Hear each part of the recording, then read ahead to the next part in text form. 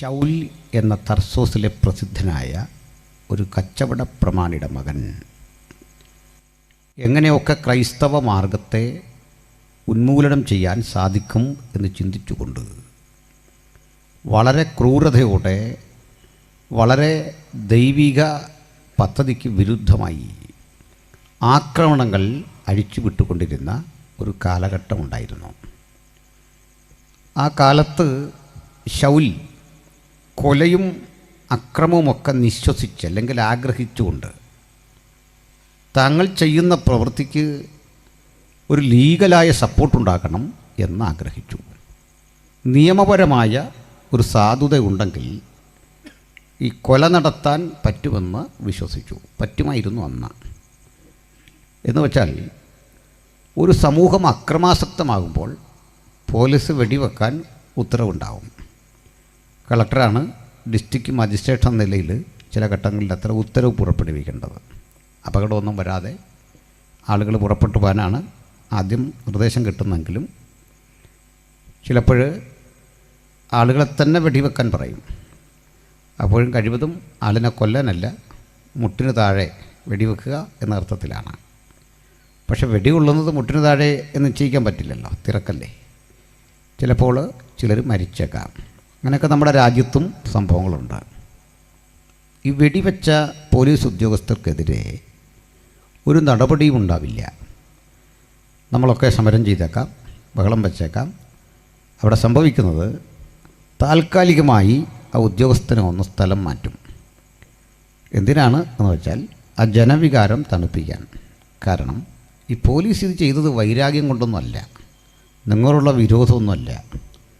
അതിലും വലിയൊരു അക്രമം നടക്കാതിരിക്കാൻ, ജനത്തെ പിരിച്ചുവിടാൻ ഒരു ഉപാധിയുമില്ലാതിരിക്കെ ചെയ്ത ഒരു നിയമപരമായ കാര്യമാണത്. അപ്പോൾ ചിലതരം അക്രമങ്ങൾ, ചിലതരം പീഡനങ്ങൾ, ചിലതരം കൊലകൾ ലീഗലി നമുക്ക് സാധൂകരിക്കാൻ കഴിയാവുന്നതാണ്. അങ്ങനെ ചെയ്യുന്നില്ല എങ്കിൽ അതിലും വലിയൊരു ആപത്ത് പിണയുമെന്ന ചിന്ത കൊണ്ടാണ്. പക്ഷെ ഇതൊക്കെ രാജ്യത്ത് തെറ്റായിട്ടൊക്കെ ഉപയോഗിക്കുന്നുണ്ടാകാം. പണ്ട് ഇസ്രയേലിൽ അവർ പുതിയ നിയമകാലം എന്ന് നമ്മൾ വിവക്ഷിക്കുന്ന ഫസ്റ്റ് സെഞ്ചുറി, 1-ാം നൂറ്റാണ്ടിൽ നിലനിന്നിരുന്ന ജുഡീഷ്യൽ വ്യവസ്ഥിതി അല്ലെങ്കിൽ കോടതി സിസ്റ്റം രണ്ടായിരുന്നു. 2 തരം കോടതി. തത്വത്തിൽ ഈ 2 തരം കോടതിക്ക് 3 തരത്തിലെ വിചാരണ രീതികൾ ഉണ്ടായിരുന്നു എന്ന് പറയാതെ വയ്യ. എന്ന് വെച്ചാൽ ഇതിൽ 2 കോടതികൾ, 2 തരം വിചാരണ രീതികൾ റോമൻ സ്വഭാവമുള്ളതും ഒന്ന് യഹൂദ സ്വഭാവമുള്ളതുമാണ്. അതായത് യഹൂദന്മാരായ ഭൂരിപക്ഷം മനുഷ്യർ പാർക്കുന്ന ഒരു ഭൂപ്രദേശത്തെ റോമൻ സാമ്രാജ്യം അടക്കി ഭരിക്കുന്നു. അപ്പോൾ പരിപൂർണ ഉത്തരവാദിത്വം റോമക്കാർക്കാണ്. പക്ഷെ പ്രാദേശികമായി ഈ ജൂതന്മാരുടെ അവകാശങ്ങളും അവരുടെ കോടതിപരമായ അത്തരം അധികാരപരിധിയുമൊക്കെ ഈ റോമക്കാർ അംഗീകരിച്ചിരുന്നു.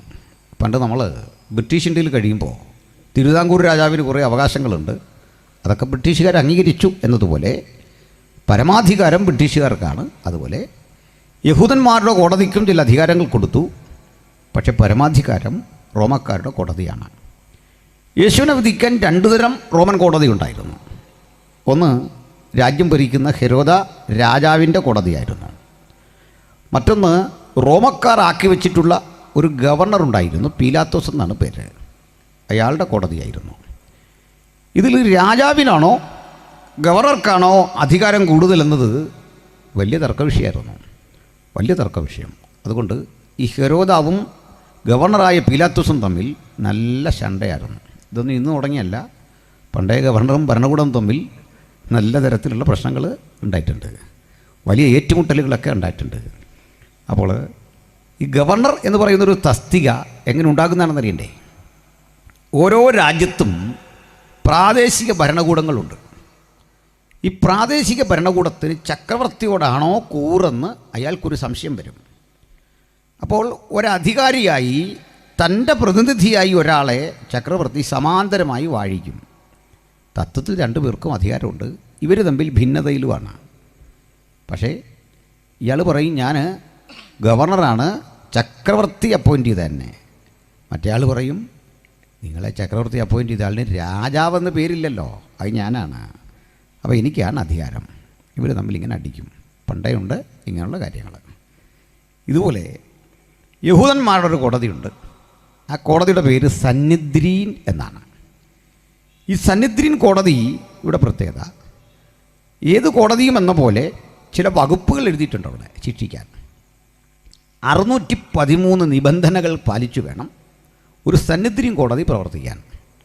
നമ്മുടെ രാജ്യത്ത് ഇന്ത്യൻ പീനൽ കോഡ്, അതായത് ഇന്ത്യൻ ശിക്ഷാ നിയമമുണ്ട്, ക്രിമിനൽ പ്രൊസീജിയർ കോഡുണ്ട്, നമ്മുടെ സിവിൽ നിയമങ്ങൾ വേറെയുണ്ട്, നിർവചിക്കാനാവാത്ത ടോട്ട്സ് ഒത്തിരി നിയമങ്ങളും കീഴ്വഴക്കങ്ങളും നമ്മുടെ രാജ്യത്തുണ്ട്. ഇതെല്ലാം നിലനിൽക്കുന്നു. ഇവിടെ ശാന്തമായിട്ടിരിക്കണം, സംസാരിക്കാനൊന്നും പറ്റില്ല. ഇവിടെ കോടതിക്കാര്യം പറയുക, മനസ്സിലായോ? കോടതി വന്നതിനെ തൂക്കിയെടുത്തുകൊണ്ട് പോകും. നേരെ ഇരി, കോടതിക്ക് അല്ലേ എതിരെ പറഞ്ഞു പോയാൽ നീ പറഞ്ഞാൽ നോക്കും. അതുകൊണ്ടാ. അപ്പോൾ അങ്ങനെയൊക്കെയുള്ള രീതികൾ നിലനിന്നിരുന്നു. അപ്പോഴാണ് ഈ സന്നിദ്രീൻ കോടതി സത്യത്തിലൊരു മതകോടതിയാണ്. മതമാണ് അവിടെ ഭരിക്കുന്നത്, യഹൂദമതം. ഈ മതത്തിൻ്റെ പ്രധാനിയായ പുരോഹിതൻ അവിടെ അധ്യക്ഷനായിട്ടിരിക്കും. പരമാധികാരി അദ്ദേഹമാണ്, അല്ലെങ്കിൽ മജിസ്ട്രേറ്റ് അദ്ദേഹമാണ്. നല്ല നിയമപാണ്ഡിത്യമുള്ള ആളുകളായി 70 പേരെ പുരോഹിതന്മാർക്കിടയിൽ നിന്നും ജനസാമാന്യങ്ങൾക്കിടയിൽ നിന്നും നല്ല അറിവുള്ള 70 പേരെ കൂടി ഈ കൂടെ വച്ചിട്ടുണ്ട്. ഇവർക്കെല്ലാം പരമാധികാരമാണ്, നല്ല അധികാരമാണ്. എങ്കിലും സുപ്രീം പവർ, മജിസ്ട്രേറ്റ് എന്നുള്ള അധികാരം ഈ മഹാപുരോഹിതനാണ്. മഹാപുരോഹിതൻ പറഞ്ഞാൽ അത് പറഞ്ഞതാണ്. മരണം വരെ വിധിക്കാൻ അധികാരമുള്ള ആളാണ് അദ്ദേഹം. 613 നിയമങ്ങൾ വിശുദ്ധ ബൈബിളിലെ ന്യായപ്രമാണത്തിൽ എഴുതിയിട്ടുണ്ട്. 613 എണ്ണം. 613 നിയമങ്ങളിൽ 365 എണ്ണത്തിൽ പറയുന്നത് നിങ്ങൾ എന്തെല്ലാം ചെയ്യരുത്, അരുത് അരുത് അരുത് എന്ന് പറയുന്ന 365 കാര്യമുണ്ട്. കുല ചെയ്യരുത്, മോഷ്ടിക്കരുത്, അന്യദൈവത്തെ നമസ്കരിക്കരുത്, ഇങ്ങനെ 365 എണ്ണം. 248 എണ്ണത്തിൽ പറയുന്നു യു ഹാവ് ടു ഡു, നിങ്ങൾ ഇത് ചെയ്യണം ചെയ്യണം ചെയ്യണം. ഡോൺസ് ആൻഡ് ഡൂസ്, ടോട്ടലി 613 നിയമങ്ങൾ. ഈ നിയമം പഠിക്കണം, ആ നിയമത്തിൻ്റെ ഉള്ള ശിക്ഷ പഠിക്കണം. വയലേറ്റ് ചെയ്താൽ ആ നിയമം സ്ഥാപിച്ചെടുക്കാൻ ചരിത്രത്തിൽ നടന്ന ഇതര വാദങ്ങളെടുക്കണം. ഇതൊക്കെ വെച്ച് വേണം ഒരു വിധി. അപ്പോൾ തന്നെ ചില സാമാന്യ മര്യാദകൾ ഈ സന്നിധിയും കോടതി പാലിക്കും. എന്താണെന്നറിയണ്ടേ? ന്യായം വിധിക്കുന്ന ഘട്ടത്തിൽ, വിചാരണ നടത്തുന്ന ഘട്ടത്തിൽ കുറ്റവാളിയായ മനുഷ്യനെ കൊണ്ടുവന്ന് നടുവിൽ നിർത്തും. ഈ 70 പേരും ഒരുമിച്ച് സമ്മേളിക്കും. 70 പേര് വന്നില്ലെങ്കിൽ ആ വരുന്ന കോറം മതി. ഒരാളെ വന്നുള്ളെങ്കിലും അധികാരമുണ്ട്. അങ്ങനെ 70 പേരും പലപ്പോഴും പ്രസൻറ്റഡാണ്. അങ്ങനെയെങ്കിൽ ഈ 70 പേരും മഹാപുരോഹിതനും ചേർന്ന് 71 അംഗങ്ങളാണ് അതിൻ്റെ ഫുൾ ബെഞ്ച് എന്ന് പറയുക. ഇവരൊരുമിച്ച് കൂടിയിരിക്കും. അടുക്ക് മഹാപുരോഹിതൻ ആ ചേംബറിലിരിക്കുന്നു, 2 ആളുകളും ഈ 35 പേര് ഇവിടെയും 35 പേര് ഇടത്തുമായിട്ടിരിക്കുന്നു. അടുക്കാണ് ഈ കുറ്റവാളി. കുറ്റവാളിയുടെ പേരിലുള്ള കുറ്റപത്രം വായിച്ച് കേൾപ്പിക്കും. താങ്കൾ നസ്രായനായ യേശു എന്ന താങ്കൾ രാജ്യത്ത് നിലനിൽക്കുന്ന നിയമം ലംഘിച്ചുകൊണ്ട് അന്യായമായി സംഘടിക്കുകയും ആളുകളെ ഒത്തുകൂട്ടുകയും വലിയ പ്രകടനം തെരുവിലൂടെ നടത്തുകയും ഒക്കെ ചെയ്തുകൊണ്ട് കൈസറെ അട്ടിമറിച്ച് രാജ്യം ഭരിക്കാൻ ശ്രമം നടത്തി, കുറ്റം നിരസിക്കുന്നുവോ? അപ്പോൾ കുറ്റവാളി ആയി മുദ്ര കുത്തിയവൻ പറയും കുറ്റം നിരസിക്കുന്നു. അദ്ദേഹത്തെ വിളിക്കേണ്ട കക്ഷി എന്നാണ്. കക്ഷി എന്ന് പറഞ്ഞതിൻ്റെ അർത്ഥം പ്രതിയാണെന്നോ വാദിയാണെന്നോ അല്ല. ഇതാണ് നമുക്ക് പലപ്പോഴും പറ്റുന്നൊരു പ്രശ്നം. പോലീസ് ഒരാളെ അറസ്റ്റ് ചെയ്തുകൊണ്ട് അയാൾ കുറ്റവാളിയൊന്നും അല്ല. മനോരമയുടെ ഫ്രണ്ട് പേജിൽ ഒരാളെ അറസ്റ്റ് ചെയ്ത വാർത്ത വന്നാൽ അയാൾ കുറ്റവാളിയാകത്തൊന്നുമില്ല, നിരപരാധിയാകത്തില്ല. അയാൾ കുറ്റവാളിയല്ല, നിരപരാധിയല്ല. കോടതി വിധിക്കും വരെ അയാൾ ഇത് രണ്ടും ആകത്തില്ല. കോടതിയുടെ വിധി വരണം. ഇന്ന് മാധ്യമങ്ങളാണ് പറയുന്നത് കുറ്റവാളി, ഇങ്ങനെയൊക്കെ പറയുന്ന മാധ്യമങ്ങളാണ്. അപ്പോൾ എന്നിട്ട് ഒരു പക്ഷേ നിരപരാധിയാണെങ്കിൽ കൂടി അദ്ദേഹത്തെ ആക്ഷേപിച്ച് എത്രയോ വേദനാജനകമായ വഴിയിലൂടെയാണ് ചിലപ്പോൾ സഞ്ചരിക്കുന്നത്, നമ്മൾ കാണാറുണ്ട്. ഇത് വരാതിരിക്കാൻ അവർക്കൊരു മുൻകരുതലുണ്ടായിരുന്നു. വളരെ രഹസ്യമായിട്ടായിരിക്കും ഇത്തരം വിചാരണ. ഈ വിചാരണ വേളയിൽ കുറ്റം നിരസിക്കുന്നു എന്ന് കേട്ടാൽ മഹാപുരോഹിതൻ തൻ്റെ ഇടത്ത് ഭാഗത്തേക്ക് നോക്കും. അവിടുന്ന് ചുറുചുറുക്കുള്ള കുറേ വക്കീലന്മാർ എഴുന്നേറ്റിട്ട് പറയും, സർ, ഇയാൾ കൊടും കുറ്റവാളിയാണ്.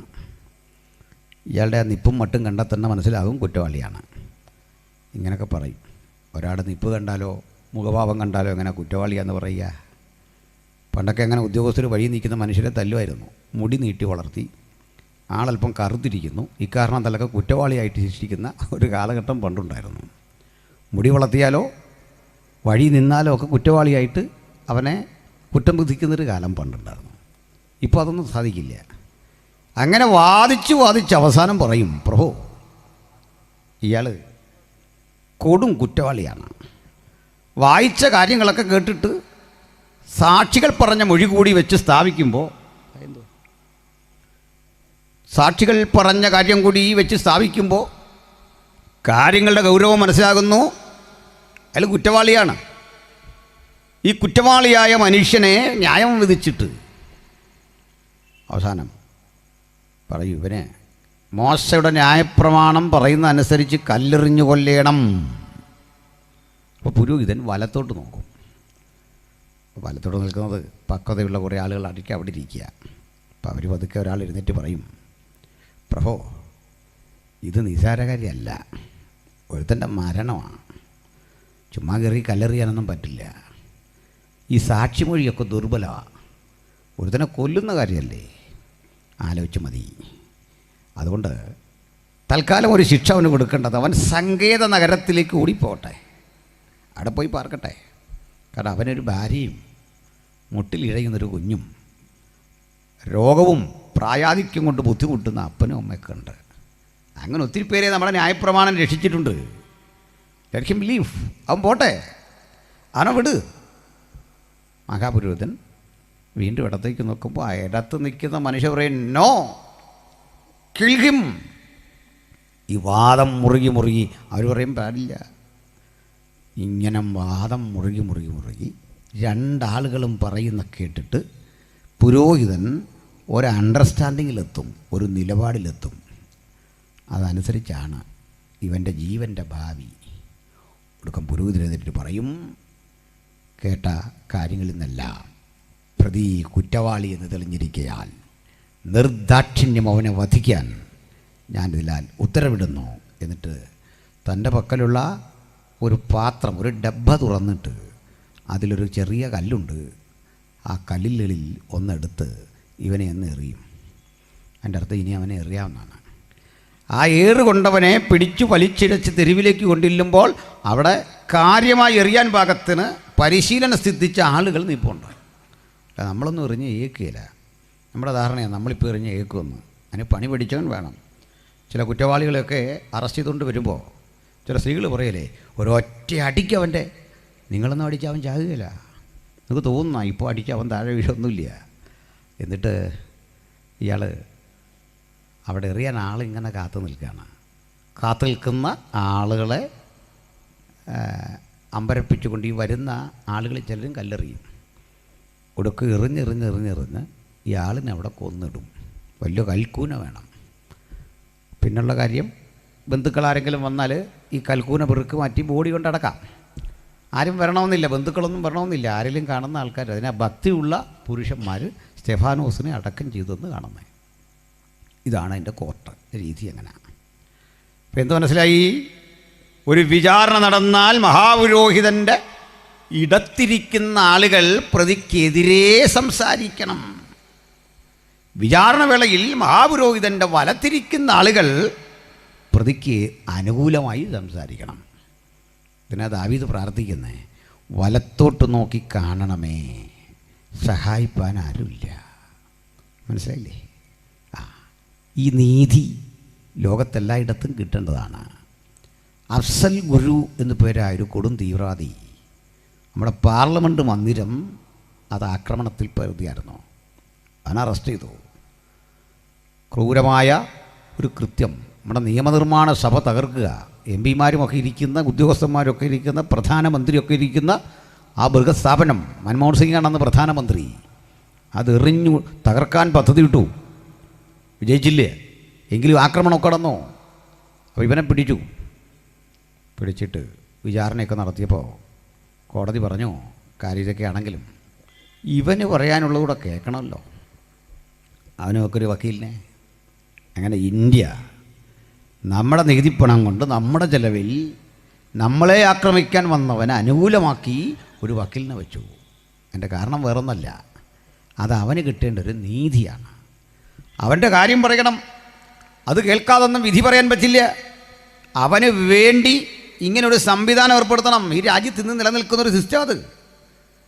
പക്ഷേ ലോകത്തിൻ്റെ പലയിടങ്ങളിൽ ഇത്തരം മര്യാദകളുണ്ടായിരുന്നെങ്കിലും ഈ മര്യാദ കിട്ടാതെ പോയ 2 വിചാരണകൾ ലോകത്തുണ്ട്. 2 വിചാരണകൾ. അതൊന്ന് യേശുവിനെ വിചാരണ ചെയ്ത കോടതിയാണ്. പ്രവാചക ഭാഷയിൽ പറഞ്ഞാൽ വല്ലവനും സഹതാപം തോന്നുമോ എന്ന് ഞാൻ നോക്കിക്കൊണ്ടിരുന്നു, ആരെയും കണ്ടില്ല താനും. അപ്പോൾ വിചാരണ നടക്കുന്ന ഇടത്ത് യേശുവിന് അനുകൂലമായി വലതുഭാഗത്ത് നിന്ന് ഒരു മനുഷ്യനെയും കണ്ടില്ല. രണ്ടാമത്തെ കോടതി സ്തെഫാനോസിനെ വിചാരണ ചെയ്യുന്ന കോടതിയാണ്. ആ കോടതിയിൽ ഇപ്പോൾ നടമാടുന്ന സംഭവങ്ങളാണ് നമ്മൾ വായിച്ചത്. ആദ്യമാരാണ് ഈ സ്തെഫാനോസ്. 12 അപ്പോസ്തലന്മാരുടെ ഗണത്തിൽപ്പെടുന്ന ആളല്ല സ്തെഫാനോസ്.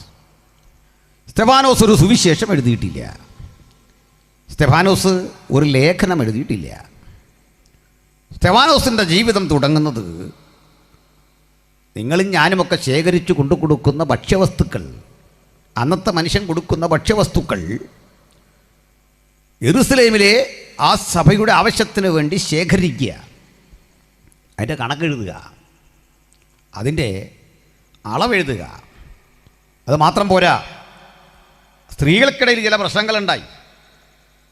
2 തരം എബ്രായ ഭാഷ സംസാരിക്കുന്ന സ്ത്രീകളും ഗ്രീക്ക് ഭാഷ സംസാരിക്കുന്ന സ്ത്രീകളുമൊക്കെ ഉണ്ട്. അവർ ഭാഷാപരമായി കലഹിച്ചപ്പോൾ ഭക്ഷണപ്പന്തലിൽ 2 തരത്തിലെ വിളമ്പുന്ന ശൈലി കണ്ടു, വിവേചനം. ഈ വിവേചനത്തിനെതിരെ അപ്പോസ്തലന്മാരോട് കലഹിച്ചപ്പോൾ അപ്പോസ്തലന്മാർ പറഞ്ഞു, ഞങ്ങൾക്കിപ്പോൾ ഇതൊക്കെ തീർക്കാൻ ഒരവസരം കിട്ടുകയില്ല, ഞങ്ങളെ വചന ശുശ്രൂഷയിലും പ്രാർത്ഥനയിലും ഇട്ടിരിക്കും. നിങ്ങളൊരു കാര്യം ചെയ്യേ, ആത്മനിറവും പരിജ്ഞാനവുമുള്ള ഒരു 7 പേരെ തിരഞ്ഞെടുക്കണം, നല്ല വിവേകമുള്ളവരെ.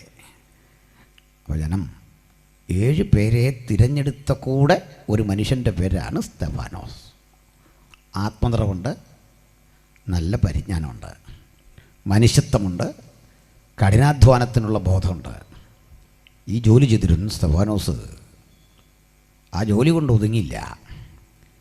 അദ്ദേഹം ഒരു പ്രാർത്ഥന മനുഷ്യനായിരുന്നു. ദൈവത്തിൻ്റെ ആലോചനയുടെ സവിശേഷമായ പ്രകാശനത്തിനു വേണ്ടി ജീവിതം ചിലവഴിച്ച മനുഷ്യനായിരുന്നു. അദ്ദേഹം എന്ത് ചെയ്തു?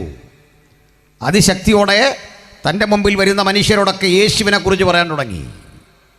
നസ്രനായ യേശുവിൻ്റെ സുവിശേഷം പങ്കിടാൻ തുടങ്ങി. ചിലരൊക്കെ പറയാൻ തുടങ്ങുമ്പോൾ അവൻ്റെ പക്കൽ ദൈവാത്മാവ് കൊടുത്ത ജ്ഞാനത്തോട്, അവൻ്റെ അഭിഷേകത്തോട്, അവൻ്റെ ദൈവകൃപയോട് തർക്കിച്ചും വാദിച്ചും നിൽക്കാനുള്ള ത്രാണി ഒരുത്തനും കിട്ടാതെ പോയി. പരാജയത്തിൻ്റെ പടുകുഴിയിൽ അവർ പലരും ചെന്നുപെട്ടു. ഒരു രക്ഷയില്ല. സ്തെഫാനോസിൻ്റെ പേഴ്സണൽ ഇവാഞ്ചലിസം അത്ര പവർഫുള്ളായിരുന്നു. ഇന്ന് രാത്രി ദൈവത്തിൻ്റെ വചനം കേൾക്കുമ്പോൾ ഓർക്കണം, നിങ്ങൾ ആരായിരിക്കുന്നു എന്നുള്ളതല്ല, നിങ്ങളിൽ പകരപ്പെട്ട ആത്മശക്തിയാണ് എൻ്റെയും നിങ്ങളുടെയും ജീവിതത്തിൻ്റെ വില. ആ വില തിരിച്ചറിഞ്ഞുകൊണ്ട് നമുക്ക് ദൈവത്തിന് മഹത്വമർപ്പിക്കാം. ഹല്ലേലൂയ. ഭക്ഷ്യവസ്തുക്കൾ ശേഖരിച്ച് അതിൻ്റെ കണക്കെഴുതി, ആ പലവ്യഞ്ജനങ്ങൾ അരിഞ്ഞ് അത് അടുപ്പിൽ കയറ്റി പാകപ്പെടുത്തി ആളുകൾക്ക് ആഹാരം എത്തിച്ചു കൊടുക്കുന്ന ഒരു സ്ഥലത്ത് നിൽക്കുന്നൊരു മനുഷ്യൻ എന്തറിവുണ്ടാകാൻ? പലവ്യഞ്ജനങ്ങളെക്കുറിച്ചറിയാം, ഭക്ഷണം പാകം ചെയ്യുന്ന രീതിയെക്കുറിച്ചറിയാം, കൃത്യമത് വിതരണം ചെയ്യാനറിയാം, ആ പരിസരം ശുദ്ധീകരിക്കാനറിയാം, ഇതൊക്കെ ചെയ്യാനറിയാം. പക്ഷേ ആ മനുഷ്യന് എവിടെ വരെ ചെല്ലാൻ പറ്റുമെന്ന് ലോകം വിധി എഴുതിയപ്പോൾ അദ്ദേഹം തെളിയിച്ചു കൊടുത്തു, ഞാനേ ഈ അടുക്കള കൊണ്ടും ഭക്ഷണപ്പന്തൽ കൊണ്ടൊന്നും ഒതുങ്ങാൻ പോകുന്ന ആളല്ല. എൻ്റെ ഉള്ളിൽ തുടിക്കുന്നൊരു പരിശുദ്ധാത്മാവിൻ്റെ നിയോഗമുണ്ട്, എന്നിൽ ചൊരിയുന്ന ഒരാത്മശക്തിയുടെ നിയോഗമുണ്ട്. അതിർവരമ്പുകളെ ലംഘിച്ച് ഞാൻ കടന്നു പോകും. ഇന്ന് രാത്രി വചനം കേൾക്കുമ്പോൾ ഓർക്കണം, ആർക്കും പ്രതിവാദം പറയാൻ കഴിയാത്ത വിധത്തിൽ ആത്മനിറവിന് ശക്തി കൊണ്ട് നമ്മെ ഉപയോഗിക്കുന്ന ഒരു മഹാദൈവം നമ്മുടെ കൂടെയുണ്ട്. ദൈവത്തിൻ്റെ സാന്നിധ്യം അതത്ര ശ്രേഷ്ഠവും വലുതുമാണ്. സ്തെഫാനോസിനെ പിടിക്കും മുമ്പൊരു സംഭവം.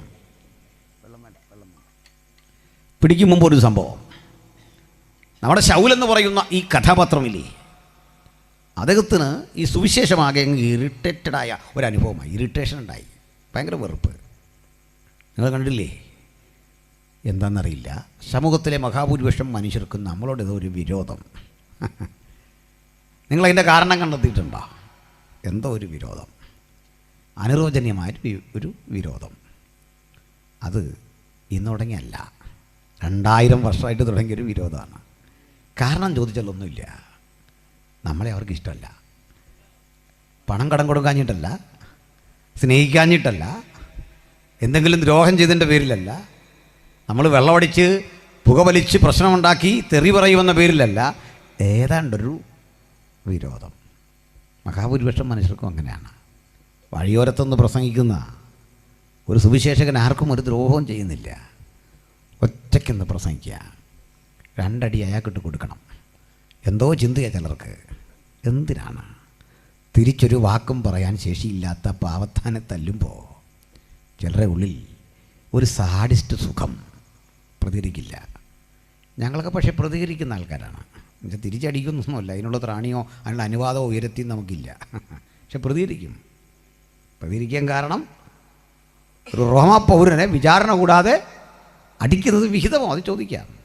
അതിനുള്ള അധികാരാവകാശം നമുക്കുണ്ട്. ഞങ്ങളുടെ നാട്ടിൽ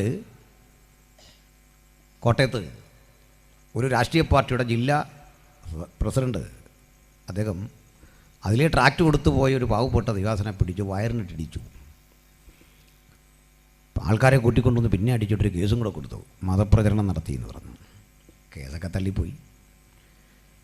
ഞങ്ങൾ കുറേ ആളുകൾ ചേർന്നുകൊണ്ട് ഈ കാര്യം അന്വേഷിച്ചു, എന്താ സ്ഥിതി, ഇദ്ദേഹം എന്ത് മതപ്രചരണം നടത്തിയേ. അന്വേഷിച്ച് വന്നപ്പോൾ ഉദ്യോഗസ്ഥരൊക്കെ പറഞ്ഞ മതപ്രചരണം നടത്തി. അതിനെന്താ കുഴപ്പം? രാജ്യം മതപ്രചരണം നിരോധിച്ചൊരു രാജ്യമല്ലല്ലോ ഇത്. ഇതുകൊണ്ട് ആശുപത്രിയിൽ പോയി. അതിനെന്താ കുഴപ്പം? കുറേ കഥകളിങ്ങനെ പറഞ്ഞിട്ട് അദ്ദേഹത്തിൻ്റെ നേരെ നടത്തിയ ആക്രമണത്തിനെതിരെ ശക്തമായൊരു നിലപാടൊന്നുമില്ല. ഞങ്ങൾ കോട്ടയം തിരുനക്കര മൈതാനത്തിനടുത്ത് പോലീസ് ഗ്രൗണ്ട് വാടകയ്ക്കെടുത്തു. 100 കണക്കിന് ആളുകളെ ഒരുമിച്ച് കൂട്ടിക്കൊണ്ട് ഞങ്ങളെന്താണ് ഇഹലോകത്തിൽ ചെയ്തുകൊണ്ടിരിക്കുന്നത് എന്ന് സധൈര്യം പ്രസംഗിച്ചു. അക്രമാസക്തരായ ഇത്തരം രാഷ്ട്രീയ കക്ഷികളുടെ അണികളും പിണികളും ധാരാളം അവിടെ നിൽപ്പുണ്ട്. 100 കണക്കിന് ആളുകളുണ്ട്. സന്തോഷം, നിങ്ങൾക്കും സുവിശേഷം കേൾക്കാൻ അവസരം ഉണ്ടായല്ലോ, കേൾക്ക്. ഞങ്ങൾ പറയാം, ഈ മഹാരാജ്യം ഇന്ന് ആസ്വദിക്കുന്ന സകലവിധ നന്മകൾക്കും നിങ്ങൾ പ്രത്യക്ഷമോ പരോക്ഷമായി കടപ്പെട്ടിരിക്കുന്നത് ഈ വിശുദ്ധ ബൈബിളിനോടാണ്. ഈ ബൈബിളും അനുബന്ധ തത്വസംഹിതകളും ഈ രാജ്യത്ത് വന്നിരുന്നില്ല എങ്കിൽ രാജ്യം ഗുരുതരമായ അന്ധതയിൽ അജ്ഞതയിൽ വിളയാടുമായിരുന്നു എന്ന കാര്യത്തിൽ തർക്കം വേണ്ട.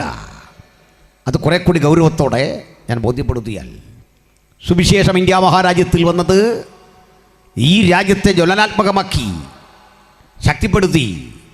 ചിലെങ്കിലും പറയാറുണ്ട്, സുവിശേഷം വന്ന് ബൈബിളും അനുബന്ധ ചിന്തകളും വന്ന് ഈ രാജ്യത്തെ നശിപ്പിച്ചു. അങ്ങനെയല്ല. 300 കൊല്ലങ്ങൾക്ക് മുമ്പ് അമേരിക്ക എന്ന രാജ്യത്തിൻ്റെ സ്ഥിതി എന്താ? അപരിഷ്കൃതരായ മനുഷ്യർ, മായൻ എന്നറിയപ്പെടുന്നൊരു സംസ്കാരം, ഇൻക എന്നറിയപ്പെടുന്നൊരു ഉപസംസ്കാരം, അക്ഷരാഭ്യാസമില്ല, കിഴങ്ങ് വർഗ്ഗങ്ങൾ മാന്തിക്കഴിച്ചും കാട്ടുമൃഗങ്ങളെ വേട്ടയാടിയും എതിരെ വരുന്ന മനുഷ്യരെ ആക്രമിച്ചുമൊക്കെ ജീവിച്ചു പോന്ന അപരിഷ്കൃതരായ ജനതയുടെ നടുവിലേക്ക് ഈ സുവിശേഷത്തിൻ്റെ പ്രചാരകരായി ആളുകൾ കപ്പലിൽ കിടന്നവിടെ നിർത്തുമ്പോൾ ആ നാടിൻ്റെ സ്ഥിതി 300 കൊല്ലം ഏകദേശം കഴിയുമ്പോൾ ലോകത്തിലേറ്റവും വലിയ സമ്പന്ന രാജ്യങ്ങളുടെ പട്ടികയിലെത്തിക്കൊണ്ട് എല്ലാ നിലയിലും ലോകം ശ്രദ്ധിക്കുന്നൊരു മഹത്തരമായ രാജ്യമായി അത് മാറി. ബ്രിട്ടൻ്റെ അവസ്ഥ എന്തായിരുന്നു?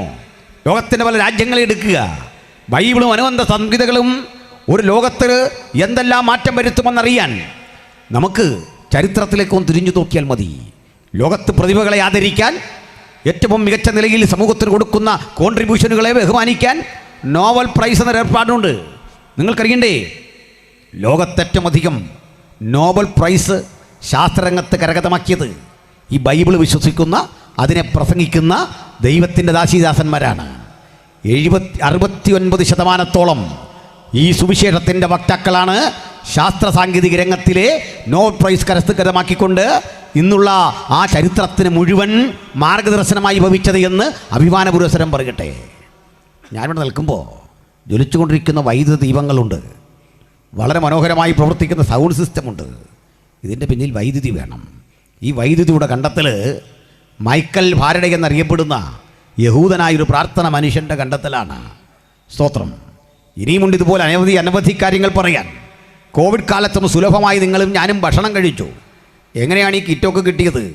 വയലിറങ്ങി പണിയുന്നില്ല എങ്കിലും ഭക്ഷ്യവസ്തുക്കൾ കൂടുതൽ ഉൽപ്പാദിപ്പിക്കുന്ന മുന്തിയ ഉൽപ്പന്നങ്ങൾ നമുക്ക് തരാൻ കഴിയുന്ന ജനിതക സാങ്കേതിക വിദ്യ ജനറ്റിക് എഞ്ചിനീയറിംഗ് വികാസം പ്രാപിച്ചു. ഈ ജനറ്റിക് എഞ്ചിനീയറിംഗിൻ്റെ പിന്നിൽ കുപ്പായമിട്ടൊരു പുരോഹിതനായിരുന്നു സയൻറ്റിസ്റ്റായി പ്രവർത്തിച്ചത്. അദ്ദേഹം സയൻറ്റിസ്റ്റായിരിക്കുമ്പോൾ തന്നെ ഒരു പുരോഹിതനായിരുന്നു. യേശുവിനെ പ്രസംഗിക്കുന്ന അനുഗ്രഹിക്കപ്പെട്ട ദൈവമകനായിരുന്നു. ഒന്നും രണ്ടും പേരുടെ സാക്ഷ്യമല്ല, നൂറുകണക്കിന് ആളുകളുടെ സാക്ഷ്യം നിരത്തിക്കൊണ്ട് ഞങ്ങൾക്ക് അഭിമാന പുരസ്സരം പറയാൻ പറ്റും. ഈ ആധുനിക ലോകത്തെ മൂല്യവത്താക്കി പടച്ചുണ്ടാക്കിയതിൻ്റെ പിന്നിൽ പ്രാർത്ഥിക്കുന്ന ദൈവദാസന്മാരുടെ കണ്ണീരും ചോരയും നീരും സമർപ്പണവും ഉണ്ടെങ്കിൽ അഭിമാന പുരസ്സരമാണ് ഞങ്ങൾ ഈ സുവിശേഷം ഇന്ന് രാത്രി ഇവിടെയും പ്രസംഗിക്കുന്നത്. അതുകൊണ്ട് കല്ലേറുകൊണ്ടും ഉന്മൂലന സിദ്ധാന്തം കൊണ്ടും ഇതിനെ ചുരുക്കാൻ വരുമ്പോൾ, തകർക്കാൻ വരുമ്പോൾ അഭിമാന പുരസ്സരം പറയും. വീണിവിടെ മരിക്കേണ്ടി വന്നാലും അവസാന ശ്വാസത്തിലും ഞങ്ങൾ ഉലകത്തോട് വിളിച്ചു പറയും, യേശു മാത്രം രക്ഷകൻ, യേശു മാത്രം രക്ഷകൻ, യേശു മാത്രം രക്ഷകൻ. ഹല്ലേലൂയ. ബഹുമാനരെ, ഇത് പറയുന്ന ആളുകളോട് വിരോധം തോന്നിയിട്ട് ഇവരെ ഇങ്ങനെ വിചാരണ ചെയ്ത് കൊല്ലാനൊക്കെ നേരം പോകുമെന്ന് അറിഞ്ഞുകൊണ്ട് തർസൂസുകാരൻ ശൗൽ എന്ന കോടീശ്വരൻ്റെ മകൻ ഈ മഹാപുരോഹിതൻ്റെ അടുത്ത് ചെന്ന് ഒരു പേപ്പർ എഴുതി വാങ്ങി. എന്താണെന്നറിയണ്ടേ? നമുക്ക് ഈ വിചാരണയൊക്കെ ചെയ്ത് ഒത്തിരി നേരം പോകും. അതിന് മുമ്പ് ഇവർ ഒത്തിരി പേരാ ശല്യമാണ്. അതുകൊണ്ട് കൊല്ലാനുള്ളൊരു അനുമതി അഡ്വാൻസ്ഡായിട്ട് ഇങ്ങ് തരണം. ഇത് തന്നെ നിയമവിരുദ്ധമാണ്. കോടതി അഡ്വാൻസ്ഡായിട്ട് എഴുതിയിട്ട് ഒപ്പിട്ട് കൊടുക്കുക. അതിൻ്റെ താഴെ പേരെഴുതി ചേർത്താൽ മതി. കൊണ്ടുപോ. മഹാപുരോഹിതൻ സാക്ഷ്യപത്രം കൊടുത്തു. ഇതും കയ്യിൽ പിടിച്ചുകൊണ്ട് പോരുക. കയ്യിൽ മറുകയിൽ ന്യായപ്രമാണമുണ്ട്. കൊല്ലരുതെന്ന് എഴുതിയ പ്രമാണം ഒരിടത്ത്, കൊല്ലാനുള്ള അധികാരപത്രം മറ്റൊരിടത്ത്. ഇത് രണ്ടും കൊണ്ട് ഒരുത്തം വരിക. രണ്ട് വിധ പ്രമാണങ്ങളുടെ മധ്യത്തിലൂടെയാ മനുഷ്യൻ്റെ ഇന്നത്തെ യാത്ര. സ്നേഹത്തെക്കുറിച്ച് പറയും, ധർമ്മത്തെക്കുറിച്ച് പറയും, മാനവികതയെക്കുറിച്ച് പറയും. മതങ്ങളെല്ലാം ഒന്നാണെന്ന് പറയും, സാരാംശം ഒന്നാണെന്ന് പറയും. മതങ്ങളും സാരാംശം എല്ലാം ഒന്നാണെങ്കിൽ എന്തിനാ പിന്നെ ഈ കല്ലെറിയുന്നത്? ഇതെല്ലാം ഒന്നല്ലേ? ഇതെല്ലാം ഒന്നാണെങ്കിൽ പിന്നെ വഴിയെ നിന്ന് പ്രസംഗിക്കുന്നവനെ ആക്രമിച്ച് കൊല്ലേണ്ട കാര്യം വല്ലതും ഉണ്ടോ? നീ തന്നെ പറയും ഒന്നാന്ന്, നീ തന്നെ കല്ലുകൊടുത്തെറിയും, നീ തന്നെ ഉന്മൂലനം ചെയ്യും. ശൗൽ ഇതും കൊണ്ട് ഇങ്ങോട്ട് വരിക. വരുന്ന വഴിക്കൊരു ഇരയെ കെട്ടി. ആരാ? നമ്മുടെ സ്തെഫാനോസിനെ കൊണ്ടുവന്ന് നിർത്തി.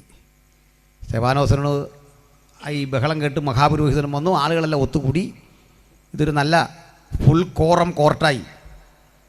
മഹാപുരോഹിതനോട് പറഞ്ഞു, ഇവൻ ഭയങ്കര പ്രശ്നമാണ്, നാട്ടുകാരെയൊക്കെ മാറ്റുകയാണ്, ഇവൻ പുനരുദ്ധാനത്തെപ്പറ്റി പറയുകയാണ്, യേശുക്രിസ്തു എന്ന മനുഷ്യനെപ്പറ്റി പറയുകയാണ്, ആകെ പ്രശ്നമാണ്. മഹാപുരോഹിതൻ ചോദിച്ചു, ഇത് ഉള്ളത് തന്നെയോ? എന്നൊക്കെ പറയാം. അത് തന്നെ ധാരാളം. സ്തെഫാനോസ് സാക്ഷ്യം പറഞ്ഞു തുടങ്ങി. സഹോദരന്മാരും പിതാക്കന്മാരുമായ പുരുഷന്മാരെ, നമ്മുടെ പൂർവ്വപിതാവായ അബ്രഹാം ഹാരാനിൽ വന്ന് പാർക്കും മുമ്പ് മെസപ്പൊട്ടേമിയിലായിരുന്നപ്പോൾ തേജോമയനായ ദൈവം അവന് പ്രത്യക്ഷനായി. ആ ദൈവപ്രത്യക്ഷതയെക്കുറിച്ച് അടുക്കും ചുറ്റുകളും കൂടി പറഞ്ഞു വന്നിട്ട് എങ്ങനെ ഇവർ ഈജിപ്റ്റ് എന്ന മിസ്രയീം ദേശത്ത് പൂർവികർ പോയി എന്ന കഥ പറഞ്ഞിട്ട് പെസഹക്കുഞ്ഞാടിൻ്റെ രക്തമുഖാന്തരം അവിടുന്ന് രക്ഷ പ്രാപിച്ചു ചെങ്കടൽ കടന്നു വന്ന വഴി, യോശുവയിലേക്ക് മോശ അധികാരം കൈമാറിയ വഴി, അതുവഴി വന്ന് കന്യകാപുത്രനായി യേശുക്രിസ്തു തിരുപ്പിറവി കൊണ്ടാടുന്നത് സംബന്ധിച്ച്, അതിനുശേഷം അത്ഭുതങ്ങൾ, അടയാളങ്ങൾ, വീര്യപ്രവൃത്തികളാൽ താൻ ദൈവമെന്ന് തെളിയിച്ച സംഭവ വികാസങ്ങൾ, ഒടുക്കം തിരുവെഴുത്തുകളിൻ പ്രകാരം മരിച്ചടക്കപ്പെട്ട് മൂന്നാം നാൾ ഉയർത്തെഴുന്നേറ്റ് പിതാവിൻ മഹിമയുടെ വലതുഭാഗത്ത് മധ്യസ്ഥ കണക്കുന്ന സംഭവങ്ങൾ വരെയും കാലവിളംബമന്യേ അവിടുന്ന് തനിക്കായി കാത്തിരിക്കുന്ന തിരുസഭയെ ചേർക്കാൻ പുനരാഗമനം ചെയ്യുന്ന കാര്യം വരെ കൃത്യമങ്ങ് പ്രസംഗിച്ചു. അവരമ്പരന്നുപോയി. നിങ്ങളതൊന്ന് വായിക്കണം. ഈ 9-ാം അധ്യായം എത്ര മനോഹരമായൊരു പ്രസംഗമാണ്. അതങ്ങോട്ട് വായിച്ചു വരുമ്പോൾ ഇതുപോലൊരു പ്രസംഗം പിന്നിലൊക്കെ കിടപ്പുണ്ട്. 8, 9 ഒക്കെ വായിക്കണം. ഇങ്ങനൊരു പ്രസംഗം ഒരുത്തിന് പറയാൻ പറ്റുക എന്ന് പറഞ്ഞാൽ നിസ്സാര കാര്യമല്ല. ഉജ്ജ്വല പ്രസംഗം. നമ്മളൊക്കെ ഈ പ്രസംഗത്തിൻ്റെ കണക്കെടുക്കാറുണ്ട്. ഞാനും നമ്മുടെ ആനിക്കാട് സാറും ഒക്കെ കഴിഞ്ഞ ദിവസം ചർച്ച ചെയ്തപ്പോൾ ആയിരക്കണക്കിന് പ്രസംഗങ്ങളുടെ ലിസ്റ്റൊക്കെ ഞങ്ങളിങ്ങനെ പറഞ്ഞു. പക്ഷേ ഈ സ്തേഫാനോസ് ഒത്തിരി പ്രസംഗമൊന്നും പറഞ്ഞില്ല. രേഖാമൂലം നമ്മുടെ ഈ ഒരു പ്രസംഗമുള്ളൂ. പക്ഷെ അത് കൊള്ളേണ്ടടുത്ത് കൊള്ളണതാണ്. 1ാം ക്ലാസ് പ്രസംഗമായിരുന്നു.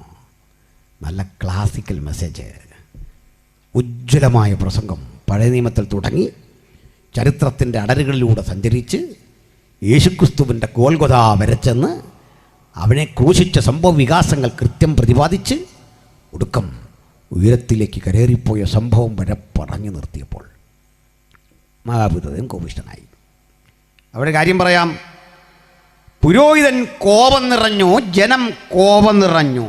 പക്ഷേ സ്തേഫാനോസ് ആത്മാവിൽ നിറഞ്ഞു. വ്യത്യാസം അതാ. നിങ്ങളും ഞാനും നമ്മളും തമ്മിലുള്ള വ്യത്യാസം അതാ നാട്ടുകാരെ. സൗരങ്ങളെ നമ്മുടെ വ്യത്യാസം മനസ്സിലായോ? നമ്മൾ ആത്മാവിൽ നിറഞ്ഞു, നിങ്ങൾക്ക് കോപം നിറഞ്ഞു. കോപം നിറഞ്ഞവൻ ആയുധമേന്തി വരുമ്പോൾ ആത്മാവിൽ നിറഞ്ഞവനെ നിങ്ങൾക്കൊന്നും ചെയ്യാൻ സാധിക്കില്ല. കാലം അത് തെളിയിച്ചിട്ടുണ്ട്. ആത്മശക്തിക്ക് വേണ്ടി വേണം ഈ പ്രഥമ രാത്രി ദൈവജനം കാത്തിരിക്കാൻ. ആർക്കും പ്രതിവാദം പറയാൻ കഴിയാത്ത വിധത്തിലെ ഉയരത്തിലെ ശക്തിയും കരുത്തും പ്രാപിച്ചു വേണം ദൈവമക്കൾ എന്ന് ഇവിടെ ഇരിക്കാൻ. സ്തേഫാനോസ് പ്രസംഗം കേട്ട് മഹാപുരോഹിതൻ പറഞ്ഞു, ഇനി സാക്ഷിമൊഴി വേണ്ട. അദ്ദേഹത്തിന് ഈ അരിശം സഹിക്കാൻ വയ്യാഞ്ഞിട്ട് ഈ വസ്ത്രം അങ്ങ് കീറി ഒരു പ്രതിഷേധമാണ് കാണിച്ചത്. എന്നിട്ട് കല്ലെറിയാൻ ഉത്തരവിട്ടു. കല്ലെറിയാൻ ആളുകൾ ആരവാരം മുഴക്കി കൂടുമ്പോൾ ഇവരെല്ലാം ഒരുതരം മേൽവസ്ത്രം ധരിച്ചിട്ടുണ്ട്. അപ്പോൾ ഇതും കൊണ്ട് ഓടിപ്പോയി കല്ലെറിയാൻ പാടാതെ അടി വീഴും. അപ്പോൾ ശൗല് പറഞ്ഞു, കൂട്ടുകാരാ, എറിയാൻ പോകുന്ന ആരൊക്കെയാ? ഇന്ന ഇന്ന ആളുകളാ, ഇവിടെ വാ. നിങ്ങളുടെ അങ്കിയെല്ലാം തന്നെ ഇങ്ങോട്ട് മാറ്റി വെച്ചേക്കും. ഒരുത്തനും തൊടുകയില്ല, ഞാനിവിടെ നിൽപ്പുണ്ട്.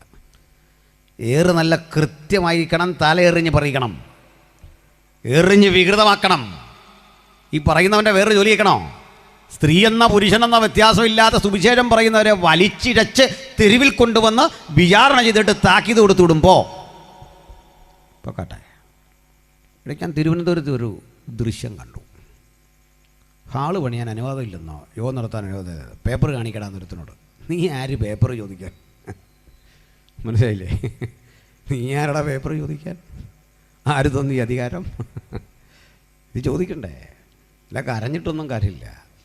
അങ്ങനെ ചോദിക്കാൻ വിഷമമാണ്. ചോദിച്ചാൽ സാറാരാണ് ഇത് ചോദിക്കാൻ? മനസ്സിലായില്ലേ? അങ്ങനെ അങ്ങ് ചോദിച്ചോ, കുഴപ്പമില്ല. സാറ് ഇത് എവിടെ കിട്ടിയ അധികാരം? ഈ പേപ്പർ കാണണോ? ഞങ്ങൾ കാണിച്ചു തരാം. ബോധ്യമുള്ളവർ കാണിച്ചു തരാമെന്ന്. ഈ പ്രശ്നമില്ല. ചിലരിങ്ങനെയാണ് ക്വസ്റ്റ്യൻ ചെയ്യുക, അനാവശ്യമായിട്ട് ക്വസ്റ്റ്യൻ. നീ അത് ഈ പ്രസംഗം കേൾക്ക്, നിന്നെപ്പറ്റി ഒന്നും അല്ല പറയും. ഞങ്ങൾക്ക് ഞങ്ങളുടെ കാര്യം തന്നെ പറഞ്ഞ് മുഴുമിപ്പിക്കാൻ നേരം കിട്ടുന്നില്ല. പിന്നെ ഇതിൻ്റെ ഇടയ്ക്ക് ഇതെന്താ കാര്യം? ഇതൊന്നും പറയാൻ നമുക്ക് ആവശ്യമില്ല, ആഗ്രഹമില്ല. കാരണം ഞങ്ങളിങ്ങനെ അൺവാണ്ടഡായ ടോക്കിന് പോകാറില്ല. സമയം തീരെ കുറവ്, പ്രാണൻ തീരെ കുറവ്, ആയുസൊക്കെ കുറവാണ്. അതിനകത്ത് പറഞ്ഞു തീർക്കാൻ ഞങ്ങൾക്ക് ഉയരത്തിൽ നിൽപ്പിച്ച ചില ഉത്തരവാദിത്തങ്ങളുണ്ട്. ഏതെല്ലാം തരത്തിൽ പ്രതിബന്ധങ്ങളുണ്ടായാലും നിങ്ങൾക്കൊരു കാര്യം മനസ്സിലായോ? വർഷങ്ങൾക്കപ്പുറത്ത് ഇവിടെ ഇതുപോലൊരു കൺവെൻഷൻ വെച്ച കൂടാൻ ആളില്ലെന്ന് ഇന്ന് സ്ഥിതി മാറി. അത് തന്നെ പഠിച്ചാൽ മതി. നിങ്ങൾക്കറിയണ്ടേ, ഒറീസയുടെ മണ്ണിൽ ഒരു മനുഷ്യനെ എങ്ങനെയെല്ലാം തകർത്തു നമ്മൾ കണ്ടു. ബഹുമാനപ്പെട്ട PG വർഗീസ് അങ്കിള് എളിവനായി എൻ്റെ വീട്ടിൽ വന്നു. ആ വന്ന ദിവസം ഞങ്ങൾ ഈ ചായ കുടിച്ചിട്ട് ഞാൻ പറഞ്ഞു, അങ്കിളെ പ്രാർത്ഥിക്കുമ്പോൾ ഇന്നത്തെ ദിവസത്തിൻ്റെ പ്രത്യേകതയുണ്ട്. എന്താണെന്ന് വെച്ചാൽ, നമ്മുടെ സഹപ്രവർത്തനായ ഗ്രഹാം സ്റ്റെയിൽസിനെ തീ വെച്ച് കൊന്നിട്ട് ഇന്ന് 25 വർഷം തികയുന്ന ദിവസമാണ്. അങ്ങനെ എൻ്റെ വീട്ടിലാണ്. ഇന്ത്യക്ക് വേണ്ടി നമുക്ക് ഒരുമിച്ച് പ്രാർത്ഥിക്കണം. ആ വിവരം ഒന്ന് പറയാൻ പറഞ്ഞപ്പോൾ അദ്ദേഹം, എൻ്റെ മകൻ ഇന്ന് വന്നിട്ടുണ്ട്, അവനിങ്ങനെ അത് ലൈവ് ചെയ്തുകൊണ്ടിരിക്കുകയാണ്. അദ്ദേഹം പറഞ്ഞു, ജീപ്പ് തടഞ്ഞു നിർത്തി ഗ്രഹാം സ്റ്റുവർട്ട് സ്റ്റീൻസ് എന്നറിയപ്പെടുന്ന മിഷണറിയെ പുറത്തേക്ക് വലിച്ചെടുക്കുമ്പോൾ കുഞ്ഞുങ്ങൾ രണ്ടും അവിടെ ഇരുന്ന് ഉറങ്ങാം. വണ്ടിയിൽ ഒരു കടാര കൊണ്ട് കുത്തി, തലങ്ങും വിലങ്ങും കുത്തി, നെഞ്ചിലും കഴുത്തിലുമൊക്കെ കുത്തി. അപ്പോൾ ഞാൻ പറഞ്ഞ, അല്ലെങ്കിൽ തീ കൊളുത്തിയല്ലേ വന്നേ? ഞാൻ പറഞ്ഞു, നോ. ഇങ്ങനെ ആഞ്ഞാഞ്ഞ് കുത്തി കുത്തി കുത്തി അദ്ദേഹം എന്തോ ഇങ്ങനെ ശബ്ദം മുഴക്കുമ്പോൾ കുഞ്ഞ് കണ്ണു തുറന്നു. ഒരു ചെറുക്കൻ അപ്പാന്നൊന്ന് വിളിച്ചു. രക്ഷിക്കാൻ പുറത്തേക്ക് ഇറങ്ങുക. അവനെയും തള്ളി അകത്തിട്ടു. ഒടുക്കം ഈ ജീപ്പിനും ഗ്രഹാസ് സൈറസിനും ചേർന്ന് മണ്ണെണ്ണ ഒഴിച്ച് തീട്ടു.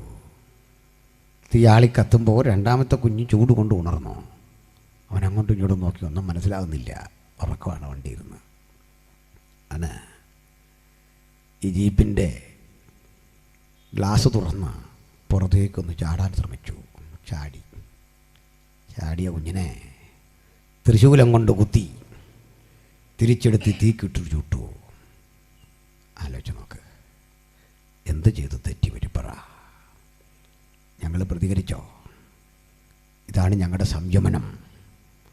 ഒന്നുകൂടി പറയട്ടെ, രാജ്യമേ, നിങ്ങൾ ഞങ്ങളെ പഠിക്കേണ്ടിയിരുന്നു. ഞങ്ങൾ ആരാണ്? രാജ്യം ഭരിക്കുന്ന ഭരണാധികാരിക്ക് വേണ്ടി ആത്മാർത്ഥമായി പ്രാർത്ഥിച്ചിട്ടേ ഞങ്ങൾ ഉറങ്ങാറുള്ളൂ. ആരുമാകട്ടെ ഭരണാധികാരി പ്രാർത്ഥിക്കാൻ രേഖാമൂലം എഴുതി വെച്ച ഒരു പുസ്തകമാണ് ഞങ്ങൾ കൈകാര്യം ചെയ്യുന്നത്. നിങ്ങൾ ഞങ്ങളുടെ ശത്രുക്കളല്ല സ്നേഹിത, ഞങ്ങൾ നിങ്ങളെ സ്നേഹിക്കുന്നു. സ്തോത്രം. നിങ്ങൾക്കറിയണ്ടേ, ഞാൻ എൻ്റെ ഒരു അനുഭവം കൂടി പ്രഖ്യാപിക്കാം.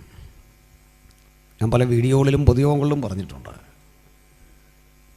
തൃശ്ശൂരപ്പുറത്ത് കുന്നംകുളം എന്നൊരു സ്ഥലത്ത് ഞാനൊരു യോഗം കഴിഞ്ഞ് വരിക. എൻ്റെ സ്നേഹിതനൻ ഒരു പാസ്റ്റർ ബോബി കൂടെ ഉണ്ട്, തൃശ്ശൂരുകാരനാണ്. ഞങ്ങൾ വഴിയരികിലൊരു ഹോട്ടലിൽ ഭക്ഷണം കഴിക്കാൻ കയറി. ഞങ്ങളുടെ അരികിലേക്കൊരു മനുഷ്യൻ ഓടി വന്നു. ഫുഡൊക്കെ എടുത്ത് തരികയാണ്. അച്ഛന്മാരെ കഴിക്ക് എന്നൊക്കെ പറഞ്ഞ് ഞങ്ങളെ അങ്ങ് സൽക്കരിക്കുകയാണ്. സാധാരണ രീതി ഞങ്ങൾ ഭക്ഷണത്തിന് കയറിയാൽ നമ്മുടെ കാശ് കൊടുത്ത് കഴിക്കാൻ തുടങ്ങിയാലും ആൾക്കാർ പറയുന്ന പാസ്റ്റർമാരെല്ലാം തിന്നാൻ കയറുക എന്നാണ്. നിങ്ങൾ പിന്നെ അവിടെ ടൂറിന് പോവാണോ ഹോട്ടലിനകത്ത്? നമ്മളൊക്കെ കഴിക്കാൻ അവിടെ കയറുന്നത് അല്ലേ? അപ്പോൾ ഇങ്ങോട്ട് കയറി പക്ഷേ ഫുഡൊക്കെ എടുത്തു തന്നു. നല്ല ട്രീറ്റ്മെൻറ്റ്. അപ്പോൾ ഞാനൊരു ടിപ്പ് അദ്ദേഹത്തിന് വെച്ചു. അദ്ദേഹം പറഞ്ഞു, അയ്യോ അതൊന്നും വേണ്ട, ദൈവദാസൻ്റെ കയ്യിൽ നിന്ന് പൈസയോ, അത് കയ്യിലിരിക്കട്ടെ. എൻ്റെ പോക്കറ്റ് ഇട്ടു. നന്ദിയൊക്കെ പറഞ്ഞ് ഞങ്ങൾ പുറത്തിറങ്ങി. ഇദ്ദേഹം എന്തോ പറയാൻ വരുന്ന പോലെ വരിക. നീ അപ്പോൾ ഞങ്ങൾ ചോദിച്ചു, എന്താ വിഷയം? വാ. അല്ല ഫാദർ, ഒന്ന് പ്രാർത്ഥിക്കണം എനിക്ക് വേണ്ടി. ഓ സന്തോഷം. അപ്പോൾ പേര് വെച്ചു, പേരൊക്കെ പറഞ്ഞു. അപ്പോൾ അദ്ദേഹം പറഞ്ഞു, ഞാൻ ചോദിച്ചു, സ്നേഹിത, സാധാരണ ആളുകൾ ഞങ്ങളെ കണ്ടാൽ ഒരു കാരണമില്ലാതെ എന്തെങ്കിലും വിഷയം ഉണ്ടാക്കാൻ നോക്കും. താങ്കൾക്ക് തന്നെ ഈ പ്രാർത്ഥന ചോദിക്കാം. ഫാദർ, നിങ്ങൾക്ക് ഈ ഫുഡ് തരുമ്പോൾ, നിങ്ങളെ ഒന്ന് ട്രീറ്റ് ചെയ്യുമ്പോൾ എനിക്കൊരു സാറ്റിസ്ഫാക്ഷൻ, ഒരു സംതൃപ്തി. ഞാൻ എൻ്റെ പാപക്കറ ഇങ്ങനെ കഴുകുകയാണ്. ഞാൻ ചോദിച്ചു, എന്താ പ്രശ്നം പറ. അദ്ദേഹം പറഞ്ഞു, ഫാദർ, ഞാൻ ഈ ഹോട്ടലിൽ വന്ന് ഇങ്ങനെ വെയിറ്ററായി ജോലി നോക്കേണ്ട ആളല്ല. ഇതിലൊക്കെ വലിയ 3 കടകൾ സ്വന്തം ഉണ്ടായിരുന്നു. ഇവിടെ എല്ലാം ഒറീസയിൽ എല്ലാം കളഞ്ഞിട്ട് പോന്നു. എന്നിട്ട് പറഞ്ഞ എൻ്റെ കാരണം, നിങ്ങളറിയുന്ന ആസ്ട്രേലിയൻ മിഷണറി ഒറീസയിൽ എൻ്റെ അയൽക്കാരനായിരുന്നു. ഈ കുഞ്ഞുങ്ങൾ, ഇത് കൂടാതെ ഒരു പെൺകുട്ടിയുണ്ട് അവിടെ, എസ്തേർ. ആൻറ്റിയുടെ പേര് ഗ്ലാഡീസ്. ഫിലിപ്പും തിമോത്തിയും 2 ആൺകുട്ടികൾ. അവിടെ ഇവരൊരു വീട് പോലെ കഴിഞ്ഞു. അദ്ദേഹം പറയാം, ക്രിസ്മസൊക്കെ വരുമ്പോൾ ധാരാളം പലഹാരങ്ങളും വസ്തുക്കളും ഒക്കെ ആയിട്ട് ഗിഫ്റ്റായിട്ട് കാണാൻ വരും, ഇങ്ങോട്ട് വരും. ഞങ്ങൾ ഓരോ വിശേഷ ദിവസങ്ങളിൽ അങ്ങോട്ട്. ഈ കുഞ്ഞുങ്ങൾ ഞങ്ങളുടെ വീട്ടിലാണ്. എൻ്റെ ഈ നെഞ്ചി കിടന്ന ആ കുഞ്ഞുങ്ങൾ 2 ഉറങ്ങിയിട്ടുണ്ട്.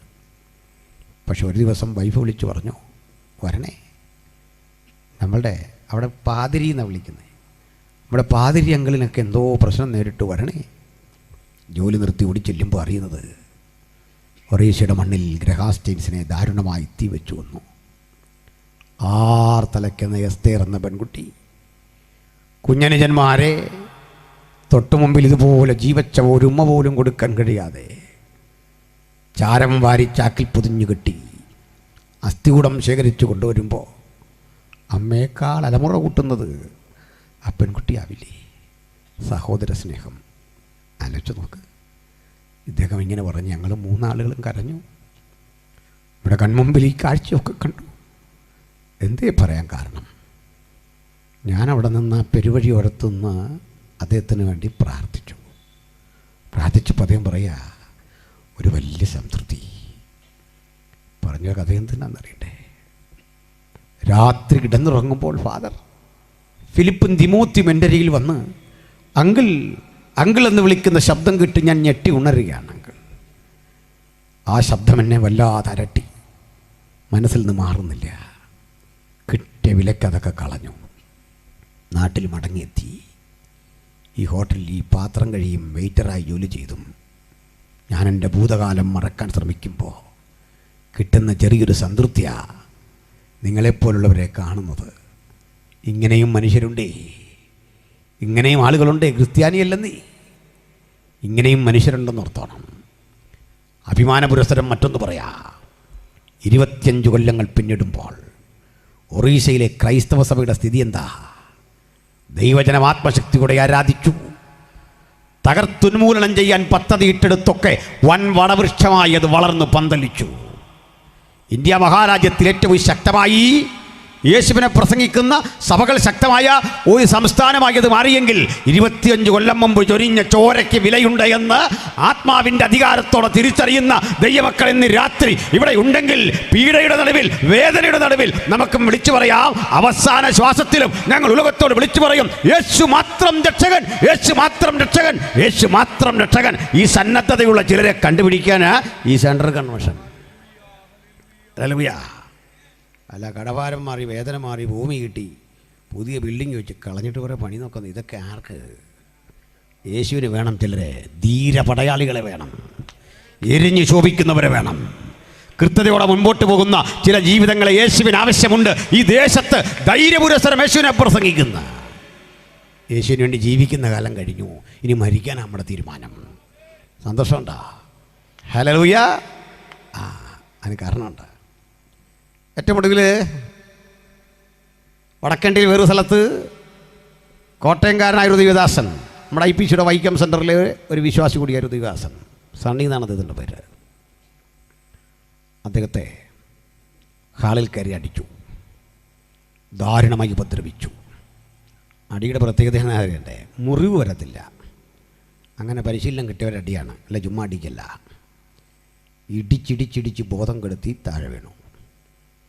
ബോധം കെട്ട് കിടക്കുമ്പോൾ മുഖത്ത് വെള്ളം തെളിച്ചു.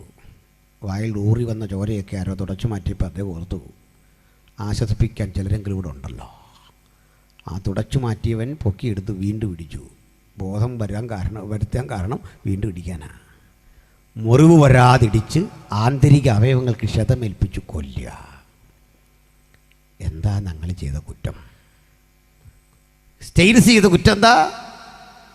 കുഷ്ഠരോഗികൾക്ക് ആഹാരം കൊടുക്കുന്നു, അവരെ സംരക്ഷിക്കുന്നു, അവർക്ക് വേണ്ടി പണിയെടുക്കുന്നു. മദർ തെരേസ ചെയ്യുന്ന കുറ്റമെന്താ? കൊൽക്കത്തയുടെ ചുവന്ന തെരുവീഥികളിൽ അസാൻമാർഗ ജീവിതം നയിച്ചുണ്ടാകുന്ന, അനന്തരഫലമായി ഉണ്ടാകുന്ന കുഞ്ഞുങ്ങൾ, ഈ കുഞ്ഞുങ്ങളെ കൊല്ലാൻ മനസ്സില്ലാതെ ആശുപത്രികൾ എവിടെങ്കിലും വലിച്ചെറിയുന്നു, എവിടെങ്കിലും കൊണ്ടുവെക്കുന്നു.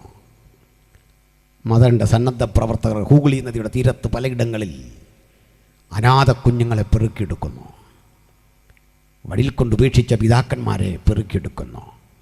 പുഴുവരിച്ച ശരീരങ്ങൾ എടുത്തുകൊണ്ടുവരുന്നു. ഇത്തരം സ്ഥാപനങ്ങൾ കാണണം. ഞാനിതിൻ്റെ ഒരു ബ്രാഞ്ച് കണ്ണൂരുണ്ട്, കർത്തൃദാസൻ അറിയാൻ തോന്നുന്നു, അസംബ്ലീസ് ബോർഡിൻ്റെ അടുത്താണ്. എൻ്റെ ഒരു പഠനവുമായി ബന്ധപ്പെട്ടൊരു ഗവേഷണ പ്രബന്ധം തയ്യാറാക്കാൻ ഈ സ്ഥാപനത്തിൽ ചെന്നു. 27 വയസ്സുള്ള ഒരു പുരോഹിതൻ, സുമുഖൻ, സുന്ദരൻ, അദ്ദേഹമാണ് മനോനില തെറ്റിയ 10-80 വയസ്സുള്ള അനവധി രോഗികളെ കൊണ്ടിട്ടിരിക്കുന്നവരുടെ ഭൗതികമായ ആ ശരീരത്തിൽ ലജ്ജ കൂടാതെ, മടി കൂടാതെ തൊട്ട് തടവി അവരെ കുളിപ്പിക്കാൻ കഴുകാൻ നിൽക്കുന്നത് PhD എടുത്തൊരു അച്ഛനാണ്. അദ്ദേഹം എനിക്ക് അഭിമുഖം തരുന്നേ. ഓരോ 2 മിനിറ്റ് അവിടെ ഇരുന്നാൽ ദുർഗന്ധം സഹിക്കാൻ കഴിയില്ല. ഈ ബെഡെല്ലാം മാറ്റി കഴുകി അടുത്തടുത്ത് കൊണ്ടുചെല്ലണം. അടുത്ത റൂമിൽ ഇവരെ ആക്കിയിട്ട് ഇവിടം കഴുകും. കുറേ ജീവനക്കാരുണ്ട്, ആർക്കും ശമ്പളമില്ല. എന്തിനാ ഇതൊക്കെ പറഞ്ഞേ? നാളെ ഇതൊക്കെ കയറി ആക്രമിക്കുന്ന നിൻ്റെ മനോനില എന്താ സുഹൃത്തേ? നീ എന്താ ഈ അറിയാതെ ചെയ്തുകൊണ്ടിരിക്കുന്നത്? മനുഷ്യത്വം വേണ്ടേ? സണ്ണി എന്ന് പറയുന്ന ഈ ദൈവദാസനെ ഇടിച്ച് മുറിവേൽപ്പിച്ച് ബോധം വരുത്തിയിട്ട് ആ നാവിലൂടെ അദ്ദേഹത്തെ കൊണ്ട് നിർബന്ധ പുരസരം തങ്ങൾ ആരാധിക്കുന്ന ആരാധനമൂർത്തിയുടെ പേര് പറഞ്ഞിട്ട് ജയ് എന്ന് വിളിക്കാൻ പറഞ്ഞു. ഒരു തമാശയുണ്ട്. ഈ നിർബന്ധിച്ചത് ചെയ്യുന്നതിനാ? ആത്മാർത്ഥമായിട്ട് ചെയ്യാൻ ആൾ കുറഞ്ഞപ്പോൾ നിർബന്ധിച്ച് ചെയ്യുക. നമ്മുടെ ഈ പ്രൈസ് ആൻഡ് വർഷിപ്പുകാർ ഇടയ്ക്ക് ഇങ്ങനെ ചെയ്യാറുണ്ട്. ബാബുപാസൊന്നും ചെയ്യില്ലെന്നാണ് ഞാൻ ധരിക്കുന്നത്. നമ്മൾ പണ്ടേ കാണുന്നല്ലേ. പോട്ടെ, ആശാരുദ്ര ശിഷ്യനല്ല, അങ്ങനെ ചെയ്യാൻ പറ്റില്ല. അപ്പോൾ പറഞ്ഞതേ പണ്ടത്തെ ആളൊന്നും ചെയ്യില്ല. പുതുതലമുറയിലെ പിള്ളേരാണ് വന്നിട്ട് ഞാനൊന്നും അത് ഈ പാട്ട് കഴിഞ്ഞ് വരുന്നത് ഇത് കാണാനൊരു ത്രാണിയില്ലാത്തതുകൊണ്ടാണ്. തിരുവനന്തപുരത്തെ വരുമ്പോഴേ ഞാൻ ഈ പാട്ട് കേൾക്കാറുള്ളൂ, തമാശല്ല. ഞാനുണ്ട് വൈഫിനോടും കുട്ടികളോടൊക്കെ പറയും, ഇവിടെ നിന്നാണ് ഞങ്ങൾ പാട്ടുകാരെ സൗണ്ടും ഒക്കെ വിളിക്കുന്നത്. ഞങ്ങളുടെ നാട്ടിലൊക്കെ ഉണ്ട് ഈ പരിപാടി. ഇതെല്ലാം കണ്ടു കഴിഞ്ഞാൽ അമ്മമാർ വലിയ എഞ്ചിനീയർമാരെ പോലെ അവിടെ ഇരിക്കും. പാട്ട് പാടാനും പറ്റില്ല, പ്രസംഗിക്കാനും പറ്റില്ല. ഇവരുമായിട്ട് വഴക്കുണ്ടാക്കി മടുക്കും. എന്നിട്ട് ഞാനിവിടുന്ന് അമ്പൂരിന്ന് ജയാ സൗണ്ട്സിനെയൊക്കെ നാട്ടിലേക്ക് അങ്ങോട്ട് വിളിക്കുക. ഇവിടുന്ന് പാട്ടുകാരെയൊക്കെ വിളിക്കുക, ഇവിടുന്ന് കൊണ്ടുവന്നേ. അപ്പോൾ ഞങ്ങളങ്ങോട്ടൊക്കെ വന്നു കഴിഞ്ഞാൽ ഇതല്ല സ്ഥിതി. ഒരു പാട്ട് പാടാൻ പറഞ്ഞു കിട്ടുന്നില്ല, പാട്ടിനേക്കാൾ ആക്റ്റാണ്. ഇവിടെ മര്യാദയ്ക്ക് പാടുക, ആസ്വദിക്കാൻ പറ്റിയ പാട്ടുണ്ട്, ആരാധിക്കാൻ പറ്റിയ പാട്ടുണ്ട്. ഇതൊക്കെ ചെയ്താൽ മതി. ഇതിനിടയ്ക്ക് ആരാധീരെന്നും പറഞ്ഞു ഇവൻ ഈ വൈപ്പർ ആടുന്നല്ലോ ഇങ്ങനെ. ഈ വൈപ്പറിൻ്റെ പരിപാടി കഴിഞ്ഞാൽ ഞാൻ കയറാവുള്ളൂ. സാറിന് യോഗത്തിൽ പോകാറുള്ളൂ. നമുക്ക് കുറച്ച് നേരം ഇങ്ങനെ വെക്കാം. ഇയാൾ ഈ കാണിക്കുന്നതും മറ്റവന്മാർ ഈ ജയ് വിളിപ്പിക്കുന്നതും തമ്മിൽ എന്താണെന്ന് വ്യത്യാസം മനസ്സിലായി? ഇതിൻ്റെ രണ്ടിൻ്റെയും കാര്യം പറയാം. ഇങ്ങനെ ഈ ജയ് വിളിപ്പിക്കാൻ കാരണം എവനെ തന്നെ അറിയാം, പുള്ളിക്ക് ഈ ജയ് ഒന്നും കിട്ടാതെ വിഷമിച്ചിരിക്കുക. തല്ലു കൊടുത്ത് ആരെ കൊണ്ടെങ്കിലും 10 ജയ്. നീ ഇത്ര അതപ്പതിച്ചു പോയോ? ഇത്ര അതപ്പതിക്കാതെ ഞങ്ങളൊക്കെ ഹല്ലേലൂയ പറയുന്ന, സ്തോത്രം പറയുന്ന സ്വന്തം മനസ്സോടെ. ഹല്ലേലൂയ. സ്വന്തം മനസ്സോടെ തമ്പുരാനെ സ്തുതിക്കുന്ന സുഖം എത്ര വലുതാ, എത്ര ആനന്ദം അതല്ലേ. ഹല്ലേലൂയ. അപ്പനും മക്കളും ഒക്കെ തീർന്ന് ഫുട്ബോൾ കളിക്കും, ബാഡ്മിൻ്റൺ കളിക്കും, കെട്ടിപ്പിടിക്കും. ഇത് അയൽക്കാരൻ പറഞ്ഞിട്ട് വേണോ ഇത് നിൻ്റെ പപ്പ വരുന്നത് കെട്ടിപ്പിടിക്കാൻ? അതും വേണ്ട. ആത്മാവിലെ ആരാധന പകിട്ടവിടെയാണ്. ഇതാ ക്രൂരമായി ആക്രമിച്ചു. ഈ ആക്രമണം കണ്ട് തോറ്റുപോകരുത്. ഭക്തൻ ഇനി നിവരെ നിൽക്കേണ്ട ഒരു കാലഘട്ടം വരികയാണ്. ഇനിമേൽ ആത്മാവിൻ്റെ ശക്തിയോടെ എരിവോടെ തീവ്രമായ സുവിശേഷത്തിന് സാക്ഷ്യം വഹിക്കേണ്ട ഒരു തലമുറയുടെ കാലഘട്ടം വന്നിരിക്കുക. പാടുന്നവർ പാടണം, പ്രസംഗിക്കുന്നവർ പ്രസംഗിക്കണം, പ്രതിഫല വെച്ച കൂടാതെ കർത്താവിനെ പ്രസംഗിക്കണം. സ്തോത്രം. പാടാൻ വരുമ്പോൾ, പ്രസംഗിക്കാൻ വരുമ്പോൾ, യോഗം നടത്തുമ്പോൾ എന്തായി തീരാമെന്നല്ല, കർത്താവിന് വേണ്ടി എങ്ങനെ പ്രവർത്തിക്കുക, ഈ ചിന്തയോടെ പോകണം. ഈ കാലാവധിയില്ല, അതുകൊണ്ട് പറയുക. വീണ്ടും ഒരു കാര്യം ഓർമ്മപ്പെടുത്തട്ടെ. സ്തെഫാനോസ് എന്ന മനുഷ്യൻ്റെ പ്രസംഗം കേട്ടു, കൊല്ലാൻ ഉത്തരവിട്ടു, ഏറ് തുടങ്ങി, രൂക്ഷമായ കല്ലുകൾ തലയിൽ വന്ന് പതിച്ചു. ഇതുകൊണ്ടൊരു കാര്യം പറയാം. ഞാൻ മുമ്പൊരിക്കൊരു യോഗത്തിൽ ഹൈറേഞ്ചിലൊരു സ്ഥലത്ത് പ്രസംഗിക്കുകയാണ്. പ്രസംഗിച്ചുകൊണ്ട് നിൽക്കുമ്പോൾ ഈ കള്ളി എത്തിയിട്ട് വന്നൊരുത്തൻ അത് വെട്ടുന്ന ആ സാധനം കൊണ്ട് സ്റ്റേജിലേക്ക് ഓടിഞ്ഞു വന്നു. ഒരൊറ്റ വെട്ടാണ്. ഈ വെട്ട് വന്നപ്പോൾ അങ്ങനെ ഒരു വെട്ടെന്ന് കൊണ്ട് തീരുന്ന സംഗതിയല്ല നമ്മൾ. അത് വേറൊരു കാര്യം. ഞാൻ ആ പുലിപ്പറ്റ ഇങ്ങനെ പിടിച്ചുകൊണ്ട് തന്നു. വെട്ട് കൊണ്ടത് ഈ മൈക്കിനിട്ടാണ്. ഇത് മറിഞ്ഞു വീണു. ഞാൻ നോക്കുമ്പോൾ സകല റൈറ്റ് റെവറൻഡുമാർ ഓടുന്നു സ്റ്റേജിൽ നിന്ന്. Right reverend utter most reverend ഓടുകയാണ്. ഓടിക്കളഞ്ഞു. പാടെ പാട്ട് പാടാൻ വന്നൊരു വെങ്കച്ചവിടെ ഇരിപ്പുണ്ട്, പാവം. അതിൻ്റെ ഒരു സ്റ്റുഡൻറ്റാണ്. അവൾ ഇനി എന്നോടുള്ള സ്നേഹം കൊണ്ട് ഓടാഞ്ഞായിരിക്കാം. അവിടെ ഇരിപ്പുണ്ട്. സുലേഖ എന്നാ പേര്, നാട്ടുകാരിയാണ്, പാവം. സുലേഖ ഒഴികെ സകല ആൾക്കാരും ഓടി. സുലേഖ ഇപ്പോഴും കാണുമ്പോൾ പറയും, സാറേ ആ കാര്യം മറക്കാൻ വയ്യ, ഓടിക്കളഞ്ഞു. ഞാൻ പറഞ്ഞു, യേശുവിൻ്റെ നാമത്തിൽ ഇരിയട അവിടെ നിന്ന് പറഞ്ഞു. ആരാണ് നിൻ്റെ വിചാരം? നമ്മളാരാ? നമ്മുടെ അപ്പോയിൻമെൻറ്റ് മുകളിൽ നിന്നേ. ആ ധൈര്യത്തില്ല കേട്ടോ, മുകളിൽ നിന്ന്. നീ വെട്ടുകൊള്ളത്തില്ലെന്നൊന്നുമില്ല. ദൈവം അനുവദിച്ചാൽ കൊണ്ടൊന്നും വരാം. അതിനൂടെ സന്നദ്ധതയുള്ളവർ വേണം ഇനി പ്രസംഗിക്കാൻ ഇറങ്ങാൻ. അതാ പറഞ്ഞേ, മനസ്സിലായില്ലേ? 2 തരം കാര്യം വച്ചിരിക്കുന്നത്. വിശ്വാസത്താൽ അവർ ചെങ്കടൽ കടന്നു. വിശ്വാസത്താൽ അവർ സിംഹങ്ങളുടെ വായ അടച്ചു. വിശ്വാസത്താൽ അവർ തീയുടെ ബലം കെടുത്തി. ചമ്മട്ടി ചങ്ങല ഇങ്ങനെ പല പ്രശ്നങ്ങൾ വന്നപ്പോൾ വിശ്വാസത്താൽ ബ്രേക്ക് ചെയ്ത്. ഇനി വേറൊരു കുട്ടിയെക്കുറിച്ച് പറയുക, വേറെ ചിലർ ഉദ്ധാരണം കൈക്കൊള്ളാതെ ഭേദിവേറ്റു. കർത്താവ് പറഞ്ഞു, കർത്താവ് എനിക്ക് വിടുതലൊന്നും വേണ്ട, അവൻ വെട്ടിയാൽ ഞാൻ അംഗീകരിച്ചെന്ന്. അത്രയും ബോധം വന്ന വിശ്വാസി 1-ാം നൂറ്റാണ്ടിലുണ്ടായിരുന്നെന്ന്. ചങ്ങല ധരിച്ചപ്പോഴത്തേനും പറഞ്ഞു കൊണ്ടുവരാൻ പറഞ്ഞു, കുറച്ചുകൂടെ ധരിപ്പിച്ചോളാൻ പറഞ്ഞു, ദേഹം മൊത്തം കിട്ടോളാൻ പറഞ്ഞു, മൊത്തം. ഹല്ലേലൂയ, സ്തോത്രം. മൊത്തം ആക്രമിച്ചോളാൻ പറഞ്ഞ്. ഉദ്ധാരണം കൈക്കൊള്ളാതെ ഭേദ്യമേൽക്കാൻ ജീവിതം ഏൽപ്പിച്ചു കൊടുത്ത രക്തസാക്ഷികളുടെ സമൂഹമാണ് നമുക്ക് ചുറ്റുമുള്ളത്. ലോകത്തേറ്റവും അധികം ആളുകൾ ഒരു ആശയത്തിൻ്റെ പിന്നിൽ മരിച്ചു വീണിട്ടുണ്ടെങ്കിൽ നസ്രായനായ യേശുവിൻ്റെ സുവിശേഷത്തിന് വേണ്ടിയാണ് കോടിക്കണക്കിന് ആളുകളുടെ ജീവരക്തം ചൊരിഞ്ഞ് രൂപപ്പെട്ട മഹത്തരമായ മാർഗത്തിൻ്റെ പേരാണ് ക്രിസ്ത്യാനിത്വം. സ്തെഫാനോസ് ഉജ്ജ്വലമായി അങ്ങ് പ്രസംഗിച്ചു. എൻ്റെ പൊന്നു ബ്രദറെ എന്ന് പതുക്കെ പറയാൻ പറ.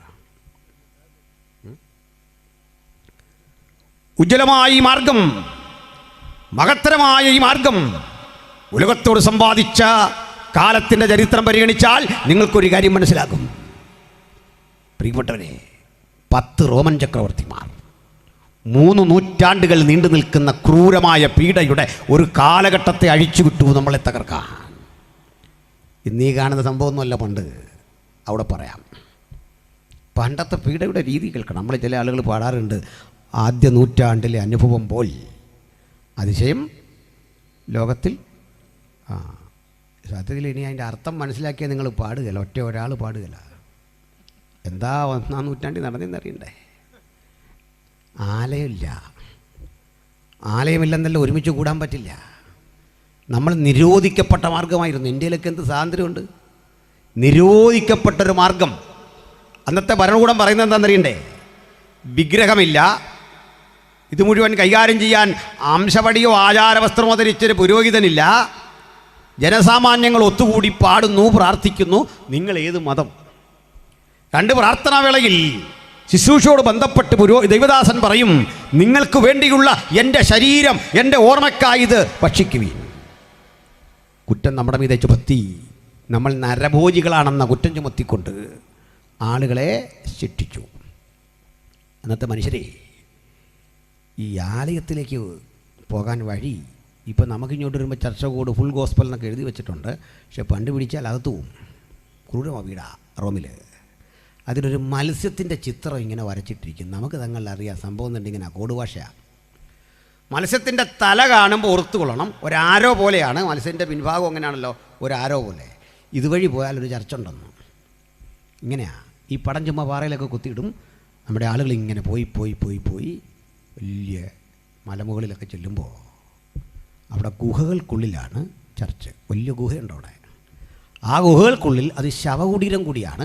ആ ഗുഹയുടെ ഭിത്തി ഇങ്ങനെ ചതുരത്തിൽ തുരന്നിട്ട് ഇതിനകത്ത് ആ ബോഡി വെക്കുന്ന പഴയ സെല്ല് അങ്ങനെയാണ് അടച്ചിട്ട് പോരുകയാണ്. ഇവിടേക്ക് ഒരു മനുഷ്യനും വരികയില്ല, പേടി കാരണം ആരും വരികയില്ല. ശവത്തെ അടക്കിയൊക്കെയല്ലേ. പണ്ടും ഈ ശവകുടീരങ്ങളെ മനുഷ്യന് പേടിയാണ്. ഇവിടേക്ക് അങ്ങനെ പെട്ടെന്ന് വരാത്തതുകൊണ്ട് ഇതിനകത്ത് കയറി ഈ കുറ്റാക്കുറ്റിരുട്ടത്ത് പ്രാർത്ഥിക്കും. അപ്പോൾ വിശുദ്ധ ലിഖിതങ്ങൾ വായിക്കാൻ വെളിച്ചം വേണം. അതിനെ മെഴുതിരി കരുതുന്നത്. അങ്ങനെ പള്ളി മെഴുതിരി കത്തിക്കുന്ന ഏർപ്പാടുണ്ടായത്. അതിപ്പോൾ പട്ടാപ്പകലും വന്ന് കിൻഡൽ കണക്കിന് കത്തിക്കുക.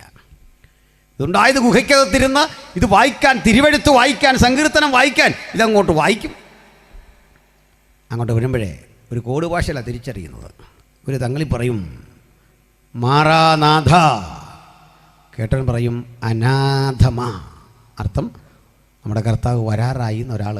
അടുത്ത ആളുടെ പ്രതികരണം എങ്ങനെ? നമ്മുടെ കർത്താവിനെ സ്നേഹിക്കാത്തവൻ ശപിക്കപ്പെട്ടവൻ. ഇപ്പം മനസ്സിലായി നമ്മുടെ ആളാ. അവ വിളിച്ചുകൊണ്ട് വരും, പാട്ടുമൊക്കെ തുടങ്ങും. പുരോഹിതൻ ഇതൊക്കെ വായിച്ചിട്ട് സങ്കീർത്തനമൊക്കെ വായിച്ചൊരു ആശ്വാസവചനമൊക്കെ പറയും. എൻ്റെ ഹൃദയം ഉറച്ചിരിക്കുന്നു, അതേ എൻ്റെ ഹൃദയം ഉറച്ചിരിക്കുന്നു. ഉറപ്പിൻ്റെ ആലോചന അങ്ങോട്ട് കൊടുത്തു കഴിയുമ്പോൾ കരച്ചിലും ആ ഏങ്ങലടിയൊക്കെ കഴിഞ്ഞു. പറയും ശരി, പ്രാർത്ഥന വിഷയങ്ങളുണ്ടെങ്കിൽ പറയാം. ഒരു സഹോദരി ഇരുന്നിട്ട് പറയും, എനിക്ക് സ്തോത്രത്തിനും പ്രാർത്ഥനയ്ക്കൊരു വിഷയമുണ്ട്. എന്താ അത്? കഴിഞ്ഞ ആഴ്ച എൻ്റെ കൂടെ വന്ന എൻ്റെ പ്രിയപ്പെട്ടവൻ ഇന്ന് എൻ്റെ കൂടെ ഇല്ല. എൻ്റെ കാരണം ഞങ്ങൾ യേശുവിനെ ആരാധിക്കുന്നവരെന്നറിഞ്ഞ് ഞങ്ങളുടെ മുമ്പിൽ വെച്ച് അദ്ദേഹത്തെ അടിച്ച് വലിച്ചിരച്ച് വിചാരണയ്ക്ക് കൊണ്ടുപോയി. എവിടെയാണെന്ന് പോലൊരു പിടിയില്ല. ആരോട് ചോദിക്കാൻ, ആരറിയാൻ? ദുഃഖിതയായി ഒരാഴ്ച കഴിഞ്ഞപ്പോൾ എനിക്ക് ആകെ ഉള്ളത് നിങ്ങളെ കണ്ടെന്ന് പറയാൻ വരുമ്പോൾ ഇന്നത്തെ വചനമൊക്കെ കേട്ടപ്പോൾ എൻ്റെ വിഷമം അങ്ങ് മാറി. അദ്ദേഹത്തെ ഇവിടെ വച്ചല്ലെങ്കിൽ ഞാൻ നിത്യതയിൽ കണ്ടുമുട്ടുമെന്ന പ്രതീക്ഷ അവരങ്ങോട്ട് പങ്കിടും. സഭ ഉണർന്നൊരു പ്രാർത്ഥനയാണ്. പ്രാർത്ഥനയ്ക്കകത്ത് 2 രീതി കാണും. തമ്പുരാനേ, സകലത്തെയും അറിയുന്നവനെ, ഞങ്ങളുടെ സഹോദരിയുടെ പ്രിയപ്പെട്ടവൻ തിരുസന്നിധിയിൽ വന്നെങ്കിൽ അവിടെ വച്ച് കാണാൻ ഞങ്ങളെ അനുവദിക്കണമേ. ഈ ഭൂപ്പരപ്പിലുണ്ടെങ്കിൽ ഒരു ബലം തന്ന് ഞങ്ങൾ വീണ്ടും കാണാൻ ഭൂപ്പരപ്പിൽ അനുവദിക്കണമേ. ഇത് രണ്ടും പറഞ്ഞ് ഈ സഹോദരിക്ക് വേണ്ടി പ്രാർത്ഥിക്കും. ഒരു പുരുഷനപ്പുറത്ത് എഴുന്നേൽക്കും. അദ്ദേഹം പറയും, എൻ്റെ ഭാര്യയും കുഞ്ഞുങ്ങളെ അപഹരിച്ചു കൊണ്ടുപോയി. വീട് വിട്ട് ഞാൻ തിരിച്ചു വരുമ്പോൾ ഇവരാരും വീട്ടിലില്ല. അയൽക്കാർ പറഞ്ഞു, റോമിലെ പടയാളികൾ ചാട്ടക്കടിപ്പിച്ചു കൊണ്ടുപോകുന്ന കണ്ടു. ഒക്കത്തിരിക്കുന്ന കുഞ്ഞിനെ വലിച്ച് താഴെ ഇട്ടിട്ട് സ്ത്രീകളെ വലിച്ചിഴച്ചു കൊണ്ടുപോകുന്ന കിരാത ഭ്രാന്തന്മാർ. കുറ്റം ഇത്രേ ഉള്ളൂ, നമ്മൾ വിശ്വാസികളാണ്, വേറെ കുറ്റമൊന്നുമില്ല. പിന്നെയും കേൾക്കട്ടെ, ചുണ്ണാമ്പ് ചൂളകളിലേക്ക് മനുഷ്യനെ ഇറക്കി വിട്ടു. ധാന്യമണി കൊടുക്കാതെ വളർത്തുന്ന എലികളുണ്ട്.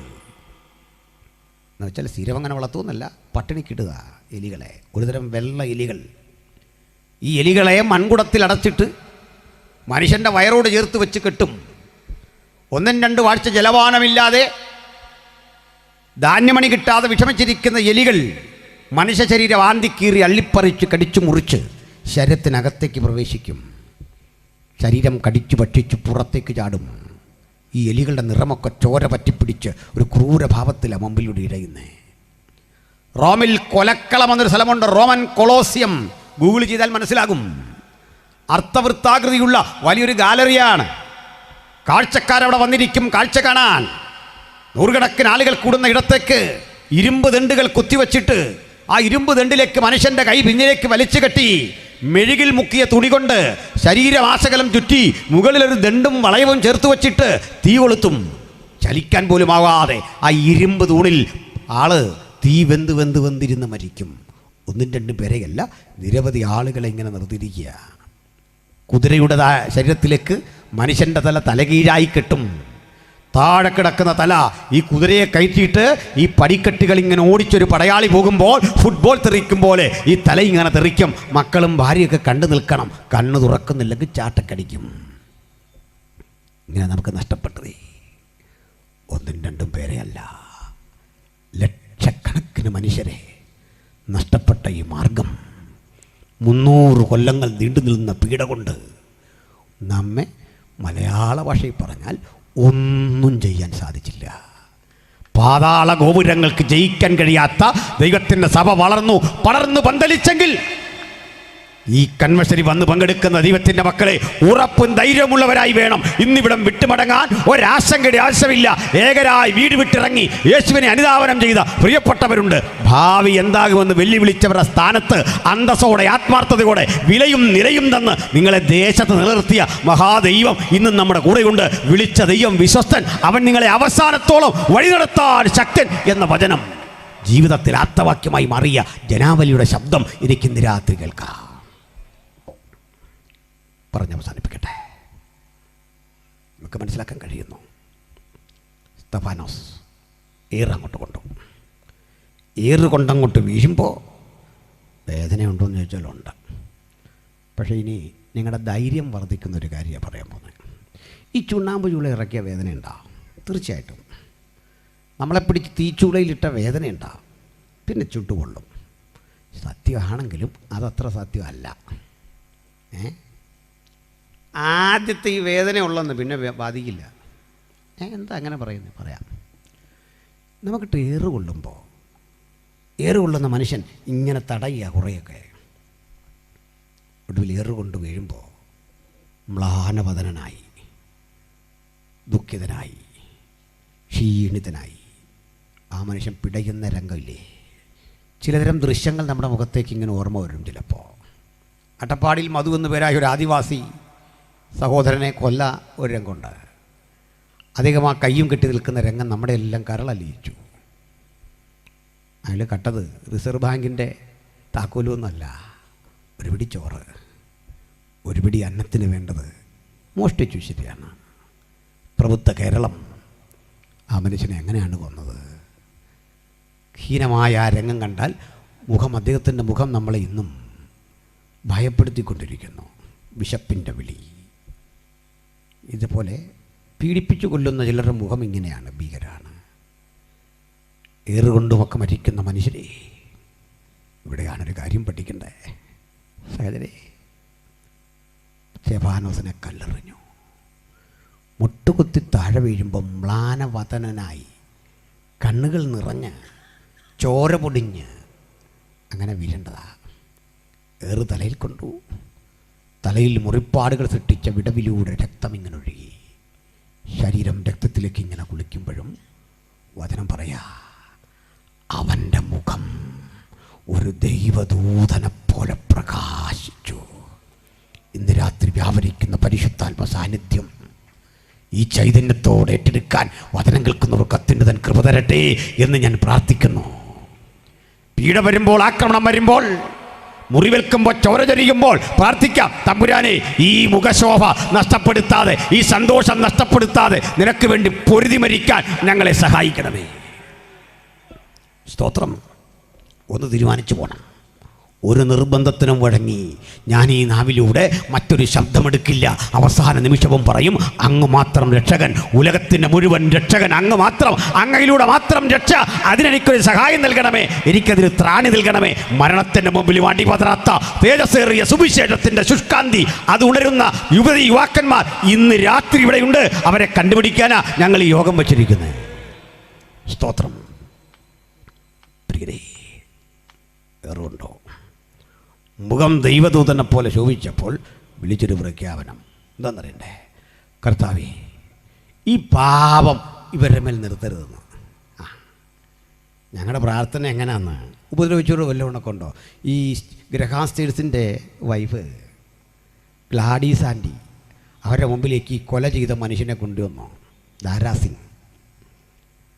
അവരുടെ മുഖത്തേക്ക് നോക്കിയിട്ട് ഗ്ലാഡീസ് സ്റ്റെയിൻസ് ചിരിച്ചുകൊണ്ട് പറഞ്ഞു, ക്രിസ്തുയേശുവിൻ്റെ കൃപ നിന്നോട് കൂടെ ഇരിക്കട്ടെ മകനെ, ദൈവം നിന്നോട് ക്ഷമിക്കട്ടെ മകനെ. സ്തോത്രം. ഇത് പറയാൻ ആർജവമുള്ള ഒരു സമൂഹം മാത്രമേ ലോകത്തുള്ളൂ. കയ്യിൽ കരവാളെന്തിക്കൊണ്ട് അടുത്തു വരുന്നവനും പടവാളോങ്ങി മുമ്പിൽ വരുന്നവനും കരങ്ങളുയർത്തി ആശംസയർപ്പിക്കുന്ന ഒരുവനെ ഉലകം കണ്ടിട്ടുള്ളൂ. അവൻ്റെ പേരാണ് കർത്താവായ യേശുക്രിസ്തു. ആക്രമിക്കാൻ അടുത്തു വരുന്നവനും സ്വന്തം ശരീരം നീട്ടിക്കൊടുത്ത് മുൾക്കിരീടം കൊണ്ടുവരുന്നവനും തല മുമ്പോട്ട് കൊടുത്ത് തൻ്റെ മീതെ കുരിശർപ്പിക്കാൻ കടന്നു വരുന്നവൻ്റെ മുമ്പിൽ കരങ്ങൾ നീട്ടിക്കൊടുത്ത് അഭിമാന പുരസരം ശിക്ഷ കെട്ടുവാങ്ങിയ ആ മഹാഗുരുവിനെ ഈ രാത്രി കർത്താവും രക്ഷിതാവുമായി ഉയർത്തിക്കാട്ടി ഉലകത്തോട് ഞങ്ങൾ വിളിച്ചു പറയട്ടെ, മറ്റൊരു വല്യം രക്ഷയില്ല. നാം രക്ഷിക്കപ്പെടുവാൻ ആകാശത്തിന് കീഴിൽ മനുഷ്യരുടെ ഇടയിൽ നൽകപ്പെട്ട അതുല്യനാമം യേശുക്രിസ്തുവിൻ്റെ തിരുനാമം. സ്തോത്രം. ഈ കിടപ്പിൽ സ്തെഫാനോസ് പറയാണ്, ഒരു കാഴ്ചയുടെ ദൃശ്യം. ഏറുകൊണ്ട് വീണവൻ പറയാ, ഇതാ സ്വർഗം തുറന്നിരിക്കുന്നു. സ്വർഗം തുറന്നെങ്കിൽ പിന്നെ ഏറുകൊള്ളാൻ എന്താ മടി? നമുക്കും പറയാം, തമ്പുരാനെ ഇത്തരമൊരു കാഴ്ച അടിയന് വേണ്ടി കരുതി വെച്ചിട്ടുണ്ടെങ്കിൽ ഏത് പീഡ വന്നാലും പിന്നെന്ത്? ഈ കാഴ്ചയുടെ ഉറപ്പാ, സഹനത്തിൻ്റെ ഉറപ്പ്. സ്വർഗം തുറന്നിരിക്കുന്നതും പിതാവിൻ്റെ മഹിമയുടെ വലതുഭാഗത്ത് ദൈവത്തിൻ്റെ പുത്രൻ ഇരിക്കുന്നതും ഞാൻ കാണുന്നു. ദൈവപുത്രൻ ഇരുന്ന സ്ഥലം മനസ്സിലായോ? പിതാവിൻ്റെ മഹിമയുടെ വലതുഭാഗത്ത്. എന്തിനാ അവിടെ ഇരിക്കുന്നത്? പറയാം. ഈ ലോകത്തിൻ്റെ വലത്തുഭാഗത്തെ ന്യായാധിപ കോടതിയിലെ സ്തെഫാനോസിന് വേണ്ടി സംസാരിക്കാൻ ഒരുത്തനെയും കാണാതെ പോയപ്പോൾ പരമാധികാരിയുടെ തൊട്ടരികിൽ മഹിമയുടെ വലത്തുഭാഗത്ത് യേശുവിരിക്കുന്നു. ഈ രാത്രി അവനോട് പ്രാർത്ഥിച്ചാട്ടെ, സങ്കടങ്ങൾ പങ്കിട്ടാട്ടെ, വേദനകൾ അവിടെ ഇറക്കി വെച്ചാട്ടെ. എന്താ അതിൻ്റെ അവസാനത്തെ ആഗ്രഹമെന്ന് ചോദിക്കാതെ തന്നെ സ്തെഫാനോസ് പറയുക, ഈ പാപം ഇവരോട് ക്ഷമിക്കണം. കർത്താവ് ക്ഷമിച്ചു.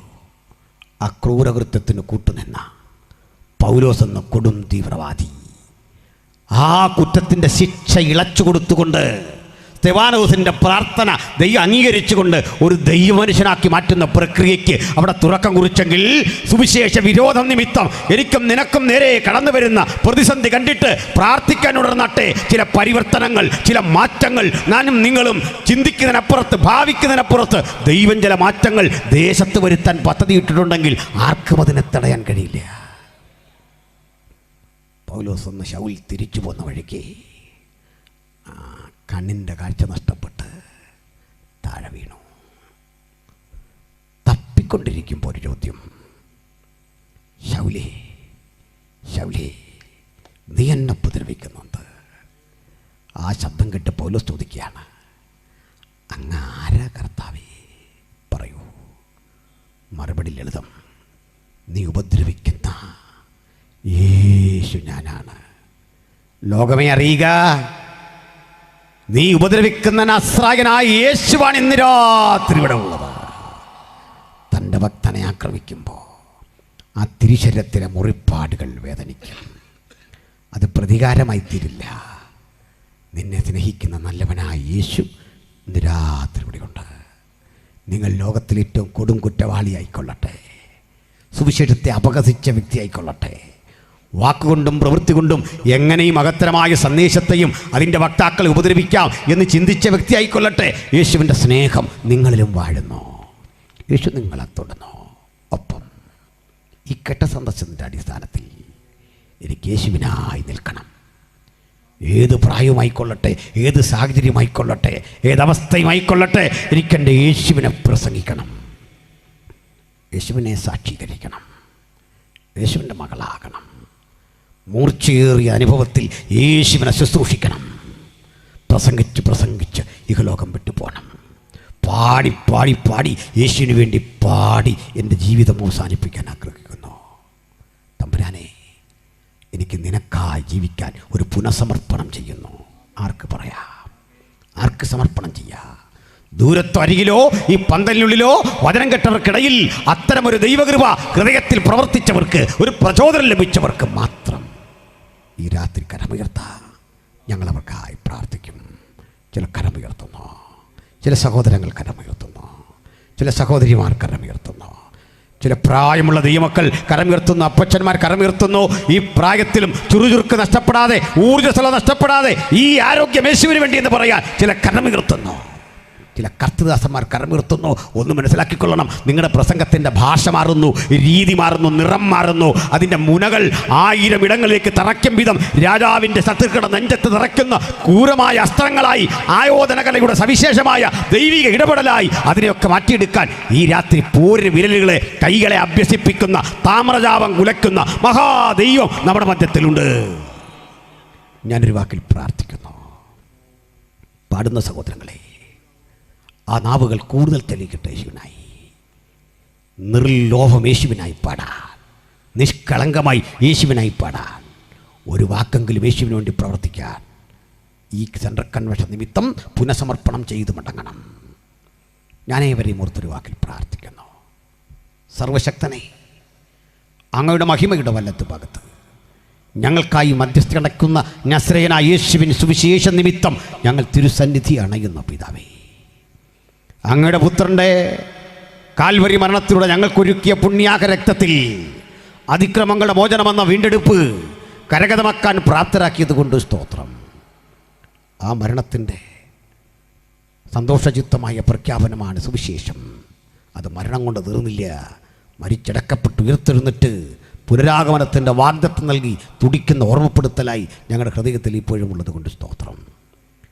ഇന്ന് രാത്രി കരമുയർത്തി സമർപ്പണം ചെയ്ത ഞങ്ങളുടെ കുഞ്ഞുങ്ങളുടെ മീതെ തിരുസാന്നിധ്യം ഇരിക്കണം. അവരെ യേശുവിൻ നാമത്തിൽ ഞങ്ങൾ അനുഗ്രഹിച്ച് പ്രാർത്ഥിക്കുന്നു. പ്രാർത്ഥന കേട്ടതിനായി നന്ദി പറയുന്നു. കർത്താവിൻ വിലയേറിയ നാമത്തിൽ